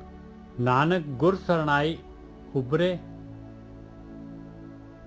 ਹਰ ਗੁਰ ਰਖਵਾਲਿਆ। ਇਸ ਤੋਂ ਪਹਿਲੀ ਤੁਕ ਰਹਿ ਗਈ, ਜਮਕਾਲ ਨਿਹਾਲੇ ਸਾਸ ਆਵ ਘਟੇ ਬੇਤਾਲਿਆ। ਕਹਿੰਦੇ ਜਮਕਾਲ ਜਿਹੜਾ ਹੈਗਾ ਉਹ ਇਹ ਬੰਦਾ ਤਾਂ ਠੱਗੀਆਂ ਮਾਰ ਰਿਹਾ ਹੈ, ਤੇ ਜਮਕਾਲ ਜਿਹੜਾ ਹੈਗਾ ਉਹ ਦੇਖ ਰਿਹਾ ਵੀ ਕਾਦੇ ਦਾ ਇਹਦਾ ਜਿਹੜਾ ਹੈਗਾ ਕਾਦੇ ਦੀ ਸੰਗੀ ਨੱਪਣੀ ਹੈ, ਕਾਦੇ ਦਾ ਟਾਈਮ ਖਤਮ ਹੋਣਾ ਹੈ। ਇਹ ਜਿਹੜਾ ਬੰਦਾ ਉਲਟੇ ਪੁਲਟੇ ਕੰਮ ਕਰ ਰਿਹਾ ਹੈ। ਤੇ ਹਾਂ ਬਿਲਕੁਲ ਠੀਕ ਹੈ ਸਾਧ ਸੰਗਤ ਜੀ। ਉਹ ਕਹਿ ਰਹੇ ਨੇ ਕਿ ਸਿਮ ਬੰਦ ਹੋਣ ਵਾਲੀ ਆ, ਤੇ ਇਹ ਬੰਦਾ ਉੱਥੇ ਲੋਹੇ ਇਕੱਠਾ ਕਰਨ ਦਿਆ ਵਾ, ਉੱਥੇ ਹੀਰੇ ਜਵਾਹਰਾਤ ਇਕੱਠੇ ਕਰਨ ਦਿਆ। ਇਹਨੂੰ ਤਾਂ ਪਤਾ ਹੀ ਨਹੀਂ ਕਿ ਉਹ ਦਰਵਾਜ਼ਾ ਤੇ ਬੰਦ ਹੋ ਜਾਣਾ। ਬਿਲਕੁਲ ਜਮਦੂਤ ਇੱਥੇ ਦਰਵਾਜ਼ੇ ਤੇ ਬੈਠਾ ਹੈ, ਔਰ ਹੁਣ ਇਨਸਾਨ ਏਦਾਂ ਹੀ ਕਰਦਾ ਵਾ, ਇੱਥੇ ਧਰਤੀ ਤੋਂ ਏਦਾਂ ਹੀ ਇਕੱਠੇ ਕਰੀ ਜਾਂਦਾ ਸਮਾਨ। ਪਰ ਇਹ ਨਹੀਂ ਸੋਚਦਾ ਕਿ ਤੇਰੀ ਜ਼ਰੂਰਤ ਕਿੰਨੀ ਹੈ ਮਹੀਨੇ ਦੀ, ਤੂੰ ਕੈਲਕੂਲੇਟ ਕਰ ਲਾ। ਉਸ ਤੋਂ ਬਾਅਦ ਕਾਹਨੂੰ ਪੰਗੇ ਲੈਣੇ ਆ? ਤੂੰ ਆਪਣਾ ਜੀਵਨ ਚ ਪੜ੍ਹ ਲਾਗੇ ਬਨੇ ਗ੍ਰੰਥਾਂ ਚ ਕੀ ਲਿਖਿਆ, ਗ੍ਰੰਥ ਤੈਨੂੰ ਕੀ ਕਹਿਣਾ ਚਾਹੁੰਦੇ। ਔਰ ਤੂੰ ਤੇਰੇ ਅੰਦਰ ਤੈਨੂੰ ਨਹੀਂ ਪਤਾ ਕਿ ਜਿਹੜੀ ਤੇਰੇ ਅੰਦਰ ਭੁੱਖ ਵਧਣੀ ਹੈ। ਤੂੰ ਭਾਵੇਂ ਕਰੋੜ ਕਮਾ ਲਾ, ਭਾਵੇਂ ਤੇਰੇ ਕੋਲ 1000 ਆ, ਤੂੰ ਕੱਲ ਨੂੰ ਕਰੋੜ ਵੀ ਕਮਾ ਲੇਗਾ, ਤੇ ਤੇਰੀ ਫਿਰ 5 ਕਰੋੜ 10 ਕਰੋੜ 100 ਕਰੋੜ 1000 ਕਰੋੜ ਤੇਰੀ ਭੁੱਖ ਘਟਣੀ ਥੋੜੀ ਹੈ। ਨਹੀਂ ਯਕੀਨ ਆਉਂਦਾ ਤੇ ਆੜੇ ਮਿਲੀਅਨਰ ਜਿਹੜੇ ਬਿਲੀਅਨਰ ਹੈਗੇ ਨੇ ਉਹਨਾਂ ਕੋਲ ਪੁੱਛ ਕੇ ਵੇਖੋ, ਉਹ ਹੋਰ ਅਮੀਰ ਹੋਣਾ ਚਾਹੁੰਦੇ। ਉਹਦਾ ਅੰਤ ਨਹੀਂ ਹੈਗਾ। ਤੇ ਇਹ ਬਾਣੀ ਤੇ ਕਹਿੰਦੀ ਆ ਕਿ ਚਮਕਾਲ ਜਿਹੜਾ ਉਹਦੇ ਸਿਮ ਦੇ ਬਾਹਰ ਦਰਵਾਜ਼ੇ ਤੇ ਬੈਠਾ ਹੋਇਆ ਕਿ ਬਈ ਕਦੋਂ ਇਹ ਬੰਦੇ ਦਾ ਟਾਈਮ ਆਏ ਤੇ ਮੈਨੂੰ ਲੈ ਜਾ। ਤੇ ਉਹ ਬੰਦਾ ਤੇ ਉਹਦੇ ਪਦਾਰਥਾਂ ਚ ਗੁਆਚਿਆ ਹੋਇਆ, ਔਰ ਇਹ ਪਦਾਰਥਾਂ ਨੂੰ ਛੱਡਣ ਦਾ ਨਾਂ ਹੀ ਨਹੀਂ ਲੈਂਦਾ। ਬਿਲਕੁਲ, ਔਰ ਨਾਲ ਸੂਈ ਵੀ ਨਹੀਂ ਲੈ ਕੇ ਜਾਣੀ। ਹਾਂ, ਤੇ ਉਹ ਤੇ ਮੁੜ ਕੇ ਜਾਣੀ ਸੂਈ ਵੀ ਨਹੀਂ ਨਾਲ। ਪਰ ਇਨਸਾਨ ਨੂੰ ਪਤਾ ਨਹੀਂ ਲੱਗਦਾ ਨਿਜਰ ਸਾਹਿਬ। ਬਿਲਕੁਲ ਸਹੀ ਹੈ ਜੀ। ਤੇ ਬੇਤਾਲਾ ਹੋ ਜਾਂਦਾ ਹੈ। ਬੇਤਾਲੇ ਦਾ ਮਤਲਬ ਪਤਾ ਕੀ ਹੁੰਦਾ? ਕਿ ਉਹਦੀ ਤਾਲ ਹੀ ਉਹਦੀ ਗਵਾਚ ਜਾਂਦੀ ਹੈ, ਉਹਦੀ ਹੋਸ਼ ਖਤਮ ਹੋ ਜਾਂਦੀ। ਬੰਦਾ ਪਾਗਲ ਹੋ ਜਾਂਦਾ, ਉਹ ਬੰਦਾ ਸਾਈਕ ਹੋ ਜਾਂਦਾ, ਉਹਨੂੰ ਹੋਸ਼ ਨਹੀਂ ਹੁੰਦੀ। ਬਿਲਕੁਲ, ਉਹਦੇ ਕਰਮ ਦੇ ਪਿੱਛੇ ਬੁੱਧੀ ਨਹੀਂ ਹੁੰਦੀ। ਉਹ ਤੇ ਬਸ ਇੱਕ ਭਾਵਨਾ ਦੇ ਪਿੱਛੇ ਤੁਰਿਆ ਜਾਂਦਾ ਵਾ, ਰਾਗ ਦੇ ਵਿੱਚ ਤੇ ਦਵੈਸ਼ ਦੇ ਵਿੱਚ ਆਪਣਾ ਜੀਵਨ ਨਸ਼ਟ ਕਰ ਲੈਂਦਾ। ਬੇਤਾਲ ਮਤਲਬ ਉਹਦੀ ਤਾਲ ਆਪਣੀ ਜਿਹੜਾ ਆਪਣਾ ਨਿੱਜ ਸਰੂਪ ਛੱਡ ਦਿੰਦਾ ਹੈ ਤੇ ਬੇਤਾਲਾ ਹੋ ਜਾਂਦਾ ਹੈ। ਜਿੱਦਾਂ ਕੋਈ ਉਹਦੇ ਜੀਵਨ ਚ ਕੋਈ ਰਿਦਮ ਨਹੀਂ ਰਹਿ ਗਈ, ਉਹਨੇ ਆਪਣੇ ਜਿਹੜੀ ਵਧੀਆ ਚੀਜ਼ ਉਹਨੂੰ ਛੱਡਤਾ ਤੇ ਗਲਤ ਚੀਜ਼ ਨੂੰ ਫੜ ਲਿਆ। ਹਾਂਜੀ ਨਿਜਰ ਸਾਹਿਬ। ਆਖਰੀ ਤੁਕ ਆਈ, ਨਾਨਕ ਗੁਰ ਸਰਣਾਈ ਉਬਰੇ, ਹਰ ਗੁਰ ਰਖਵਾਲਿਆ। ਕਹਿੰਦੇ ਭਾਈ ਉੱਭਰਨਾ ਹੈ ਤੇ ਬ੍ਰਹਮ ਗਿਆਨ ਦੇ ਦੁਆਰਾ ਹੀ ਉੱਭਰਨਾ ਹੈ। ਗੁਰੂ ਦੀ ਸ਼ਰਨ ਦੇ, ਬ੍ਰਹਮ ਗਿਆਨੀ ਦੀ ਸ਼ਰਨ ਦੇ ਵਿੱਚ ਜਾ ਕੇ ਉਹਨਾਂ ਤੋਂ ਗਾਈਡੈਂਸ ਲੈ ਕੇ ਹੀ ਆਪਾਂ ਉੱਭਰ ਸਕਦੇ ਹਾਂ। ਤਾਂ ਹੀ ਪਰਮਾਤਮਾ ਦਾ ਰੂਪ ਜਿਹੜੇ ਗੁਰੂ ਹੈਗੇ, ਕਿਉਂਕਿ ਉਹ ਬ੍ਰਹਮ 'ਚ ਲੀਨ ਹੋ ਚੁੱਕੀ ਹੈ, ਬੂੰਦ ਸਾਗਰ ਦੇ ਵਿੱਚ ਲੀਨ ਹੋ ਚੁੱਕੀ ਹੈ, ਉਹ ਪਰਮਾਤਮਾ ਦਾ ਰੂਪ ਹੈਗੀ। ਉਹ ਰਖਵਾਲੇ ਹੋ ਜਾਂਦੇ ਆ, ਉਹ ਉਹਨਾਂ ਨੂੰ ਜਿਹੜਾ ਹੈਗਾ ਇਸ ਮਾਇਆ ਤੋਂ, ਇਸ ਖੇਡ ਤੋਂ, ਇਸ ਬੇਤਾਲੀ ਤੋਂ ਬਚਾ ਲੈਂਦੇ ਆ ਔਰ ਸਹੀ ਜੀਵਨ ਦੀ ਜਾਂਚ ਦੱਸ ਦਿੰਦੇ ਆ। ਔਰ ਫਿਰ ਜਿਹੜੇ ਹੈਗੇ ਉਹ ਧਿਆਨ ਸਿਮਰਨ ਸਹੀ ਜੀਵਨ ਦੀ ਜਾਂਚ ਹੈਗੀ ਆ, ਇਹਦੇ ਨਾਲ ਜਿਹੜੇ ਹੈਗੇ ਉਹ ਉੱਭਰ ਜਾਂਦੇ ਆ, ਸੰਸਾਰ ਸਮੁੰਦਰ ਤੋਂ ਡੁੱਬਣੋਂ ਬਚ ਜਾਂਦੇ ਆ, ਜੂਨਾਂ ਦੇ ਵਿੱਚ ਜਾਣੋਂ ਰੁਕ ਜਾਂਦਾ ਹੈ ਉਹਨਾਂ ਦਾ, ਆਪਣੀ ਆਤਮਾ 'ਚ ਲੀਨ ਹੋ ਜਾਂਦੇ। ਹਾਂਜੀ ਵੀਰ ਜੀ, ਬਿਲਕੁਲ ਠੀਕ ਹੈ ਸਾਧ ਸੰਗਤ ਜੀ। ਇੱਥੇ ਗੁਰੂ ਜੀ ਇਹ ਸਮਝਾਉਂਦੇ ਆ ਕਿ ਜਦੋਂ ਬੰਦਾ ਜਿਹੜਾ ਆਪਣੇ ਆਪ ਨੂੰ ਉੱਚਾ ਚੁੱਕਣਾ ਚਾਹੁੰਦਾ ਹੈ ਤੇ ਆਪਣੀ ਯਾਤਰਾ ਸ਼ੁਰੂ ਕਰ ਦਿੰਦਾ ਹੈ ਤੇ ਉਹਨੂੰ ਪਰਮਾਤਮਾ ਨੇ ਰੱਖ ਹੀ ਲੈਣਾ ਕਿ ਉਹਨੂੰ ਗਿਆਨ ਹੋ ਗਿਆ, ਉਹਨੂੰ ਪਤਾ ਲੱਗ ਗਿਆ ਮੈਂ ਤਾਂ ਬਿਮਾਰ ਹਾਂ। ਪਰ ਜਦ ਤੱਕ ਉਹ ਇੱਛਾ ਹੀ ਨਹੀਂ ਹੋ, ਫਿਰ ਉਹਦੀ ਇੱਛਾ ਪ੍ਰਗਟ ਹੋ ਜਾਣੀ ਹੈ। ਜਦੋਂ ਇੱਛਾ ਪ੍ਰਗਟ ਹੋ ਗਈ ਤੇ ਉਹਨੂੰ ਗਿਆਨ ਹੋ ਜਾਣਾ। ਇੱਛਾ, ਕਿਉਂਕਿ ਯੋਗਤਾ ਪਰਮਾਤਮਾ ਨਹੀਂ ਵੇਂਦਾ, ਪਰਮਾਤਮਾ ਵੇਂਦਾ ਇੱਛਾ। ਕਿਉਂਕਿ ਯੋਗਤਾ ਤੇ ਸਾਡੇ ਚ ਪੈਦਾ ਨਹੀਂ ਹੋਣੀ, ਯੋਗਤਾ ਪਰਮਾਤਮਾ ਆਪਣੇ ਆਪ ਹੀ ਬਣਾ ਦਿੰਦਾ। ਜਦੋਂ ਇੱਛਾ ਜ਼ਾਹਰ ਹੋ ਗਈ ਆ ਤੇ ਫਿਰ ਆਪਾਂ ਉਹ ਸੰਗਤ ਚ ਚੱਲ ਜਾਂਦੇ ਆ ਤੇ ਉੱਥੇ ਜਿਹੜੀ ਉਹ ਪਰਮਾਤਮਾ ਸਾਨੂੰ ਉਹ ਪਰਮਾਤਮਾ ਵੀ ਤੇ ਕਿਸੇ ਰੂਪ ਚ ਭੇਜ ਦਊਗਾ ਨਾ। ਪਰਮਾਤਮਾ ਡਾਇਰੈਕਟ ਤੇ ਨਹੀਂ ਨਾ ਕਮਿਊਨੀਕੇਟ ਹੈ, ਤੇ ਸਾਰਾ ਬ੍ਰਾਹਮੀ ਹੈ। ਵੈਸੇ ਸੰਗਤ ਦੇ ਵਿੱਚ ਹੌਲੀ ਹੌਲੀ ਕਰਕੇ ਬੰਦਾ ਬੈਠਾ ਉਹ ਸਾਰੇ ਗਿਆਨ ਨੂੰ ਪ੍ਰਾਪਤ ਕਰ ਲੈਂਦਾ ਹੈ, ਕਿਉਂਕਿ ਪਰਮਾਤਮਾ ਨੇ ਏਦਾਂ ਦੀ ਹੀ ਸੈਟਿੰਗ ਕੀਤੀ ਹੋਈ ਹੈ। ਵੀਰ ਜੀ ਇੱਕ ਮਿੰਟ ਗੱਲ, ਵੀਰ ਜੀ ਏਦਾਂ ਹੈ ਕਿ ਜਿਹੜੀ ਜਿੱਥੇ ਮੈਗਨੈਟਿਕ ਫੀਲਡ ਹੈ ਨਾ, ਜਿੱਥੇ ਜਿਹੜੀ ਬੂੰਦ ਸਾਗਰ ਚ ਮਿਲੀ ਹੋਈ ਹੈ, ਉੱਥੇ ਮੈਗਨੈਟਿਕ ਫੀਲਡ ਬਣਿਆ ਹੁੰਦਾ ਤੇ ਜਦੋਂ ਉਹਦੇ ਨੇੜੇ ਕੋਈ ਚੀਜ਼ ਜਾਂਦੀ ਹੈ ਉਹ ਚੁੰਬਕ ਵਾਂਗ ਉਹਨੂੰ ਖਿੱਚ ਲੈਂਦੀ ਹੈ ਤੇ ਉਹ ਬੜਾ ਸੌਖਾ ਰਸਤਾ ਹੋ ਜਾਂਦਾ ਹੈ। ਇਸੇ ਕਰਕੇ ਇਹ ਰਸਤਾ ਜੇ ਤੁਸੀਂ ਆਪਣੇ ਆਪ ਭਗਤੀ ਕਰਦੇ ਰਹੋ, ਚਾਹੇ 100 ਜਨਮ ਕਰਦੇ ਰਹੋ, ਜਿੰਨਾ ਚਿਰ ਮਰਜ਼ੀ ਕਰਦੇ ਰਹੋ, ਨਹੀਂ ਬਣਦੀ ਗੱਲ। ਇਹ ਗੱਲ ਉੱਥੇ ਹੀ ਬਣਦੀ ਹੈ ਜਿੱਥੇ ਚੁੰਬਕ ਬੈਠਾ ਹੋਇਆ ਤੇ ਉਹਨੇ ਲੋਹੇ ਨੂੰ ਖਿੱਚ ਲੈਣਾ। ਮਿਲ ਕੰਚਨ ਹੋਆ ਰਾਮ ਵਾਲੀ ਗੱਲ ਹੋ ਜਾਂਦੀ ਹੈ। ਬਹੁਤ ਵਧੀਆ ਜੀ, ਬਹੁਤ ਵਧੀਆ। ਹਾਂ ਠੀਕ ਹੈ ਜੀ, ਠੀਕ ਹੈ। ਉਹ ਪਤਾ ਕੀ ਹੁੰਦਾ ਵੀਰ ਜੀ, ਉਹ ਪਹਿਲਾਂ ਵੀ ਆਪਾਂ ਵਿਚਾਰ ਕੀਤੀ ਹੈ। ਜਦੋਂ ਏਦਾਂ ਸੰਗਤ 'ਚ ਬੈਠੇ ਹੋਈ ਹੈ ਨਾ, ਜਿੱਦਾਂ ਆਪਾਂ ਕਿਸ਼ਤੀ 'ਚ ਵੇਖੋ, ਕਿਸ਼ਤੀ 'ਚ ਜਦੋਂ ਕਿਸ਼ਤੀ ਦੇ ਵਿੱਚ ਲੱਕੜ ਲੱਗੀ ਹੁੰਦੀ ਹੈ ਤੇ ਕਿੰਨਾ ਲੋਹਾ ਵੀ ਨਾਲ ਚੁੱਕ ਲੈਂਦੀ ਹੈ ਉਹ ਜਦੋਂ ਉੱਥੇ ਜਿਹੜੀ ਬੁਆਇੰਸੀ ਜ਼ਿਆਦਾ ਬਣ ਗਈ ਆ ਜਿਹੜੀ ਉੱਥੇ, ਔਰ ਉਹ ਵੇਖੋ ਘਰ ਦੇ ਵਿੱਚ ਹੀ ਹੁੰਦਾ ਵਾ, ਕਈਆਂ ਦੇ ਘਰਾਂ 'ਚ ਬੜੀ ਗਰੀਬੀ ਹੁੰਦੀ ਆ ਤੇ ਕਈ ਵਾਰੀ ਐਸਾ ਬੱਚਾ ਆਉਂਦਾ ਵਾ ਉਹ ਸਾਰੇ ਘਰ ਨੂੰ ਹੀ ਚੁੱਕ ਦਿੰਦਾ। ਉਹਨਾਂ ਦੀ ਘਰ ਦੀ ਸੈਟਿੰਗ ਅਪਗ੍ਰੇਡ ਹੋ ਜਾਂਦੀ, ਉਹਨਾਂ ਦਾ ਕਾਰੋਬਾਰ ਵਧੀਆ ਚੱਲਣ ਲੱਗ ਪੈਂਦੇ ਨੇ, ਉਹਨਾਂ ਦੀ ਲਾਈਫ ਬਹੁਤ ਵੱਖਰੀ ਹੋ ਜਾਂਦੀ ਆ। ਉਹਦਾ ਕਾਰਨ ਕੀ ਹੁੰਦਾ ਕਿ ਉਹ ਜਿਹੜਾ ਬੱਚਾ ਆਇਆ ਹੁੰਦਾ ਉਹ ਰਾਜਯੋਗ ਲੈ ਕੇ ਆਉਂਦਾ ਆਪਣੇ ਨਾਲ, ਔਰ ਉਹਦੇ ਕਰਮਾਂ 'ਚ ਰਾਜਯੋਗ ਹੈ ਤੇ ਹੁਣ ਦੂਜੇ ਉਹਨਾਂ ਦੇ ਕਰਮਾਂ 'ਚ ਇੰਨਾ ਵਧੀਆ ਯੋਗ ਨਹੀਂ ਹੈਗਾ, ਪਰ ਉਹਦੀ ਸ਼ਕਤੀ ਜ਼ਿਆਦੀ ਆ। ਉਹਨੂੰ ਉਸ ਬੰਦੇ ਦੇ ਕਰਕੇ ਦੂਜਿਆਂ ਨੂੰ ਵੀ ਚੰਗਾ ਜੀਵਨ ਮਿਲਣਾ। ਇਹ ਕਿਉਂਕਿ ਉਹਦੇ ਵਿੱਚ ਇੰਨੀ ਸ਼ਕਤੀ ਹੈਗੀ ਆ। ਹੁਣ ਜਿੱਦਾਂ ਦੀ ਅਗਲੀ ਕਪੈਸਿਟੀ ਹੈ, ਹੁਣ ਸੰਗਤ ਦੇ ਵਿੱਚ ਵੀ ਏਦਾਂ ਦੀ ਫੀਲਡ ਤਿਆਰ ਹੋ ਜਾਂਦੀ ਆ ਤੇ ਉਹਦੇ ਵਿੱਚ ਭਾਵੇਂ ਮਨਮੁਖ ਵੀ ਆ ਕੇ ਜੇ 10-20 ਦਿਨ ਸੰਗਤ ਕਰਦਾ ਤੇ ਉਹਨੇ ਵੀ ਉੱਥੇ ਵੀ ਅਸਰ ਹੋ ਜਾਣਾ। ਹੁਣ ਤੁਸੀਂ ਵੇਖ ਲਓ, ਤੁਸੀਂ ਘਰ ਬੈਠੇ ਜੋ, ਮਾੜੀ ਸੰਗਤ ਦਾ ਫੋਨ ਆਉਂਦਾ ਵਾ ਤੇ ਉਹ ਜੇ ਆਪਾਂ ਬਾਰ-ਬਾਰ ਜਾਂਦੇ ਆ ਤੇ ਇੱਕ ਨਾ ਇੱਕ ਦਿਨ ਸਾਡੇ ਤੇ ਅਸਰ ਹੋ ਹੀ ਜਾਣਾ ਉਹਦਾ, ਕਿ ਅਸੀਂ ਆਤਮਿਕ ਤੌਰ ਤੇ ਸਟਰੋਂਗ ਨਹੀਂ ਹੈਗੇ। ਇਸੇ ਤਰ੍ਹਾਂ ਸੰਗਤ ਆ ਵੀ ਇਹ ਐਨਰਜੀ ਤੇ ਬਸ ਏਦਾਂ ਹੀ ਆ ਕਿ ਅਸਰ ਕਰਨਾ ਆ ਉਹਨੇ, ਜਿਹੜਾ ਵੀ ਬੰਦਾ ਉਹਦੇ ਕੰਟੈਕਟ 'ਚ ਆ ਜਾਂਦਾ। ਹਾਂਜੀ ਨਿਜਰ ਸਾਹਿਬ, ਅੱਜ ਦੀ ਵਿਚਾਰ ਇੱਥੇ ਸਮਾਪਤ ਕਰੀਏ। ਬਹੁਤ ਵਧੀਆ ਜੀ, ਬਹੁਤ ਵਧੀਆ, ਬਿਲਕੁਲ ਠੀਕ ਹੈ ਜੀ।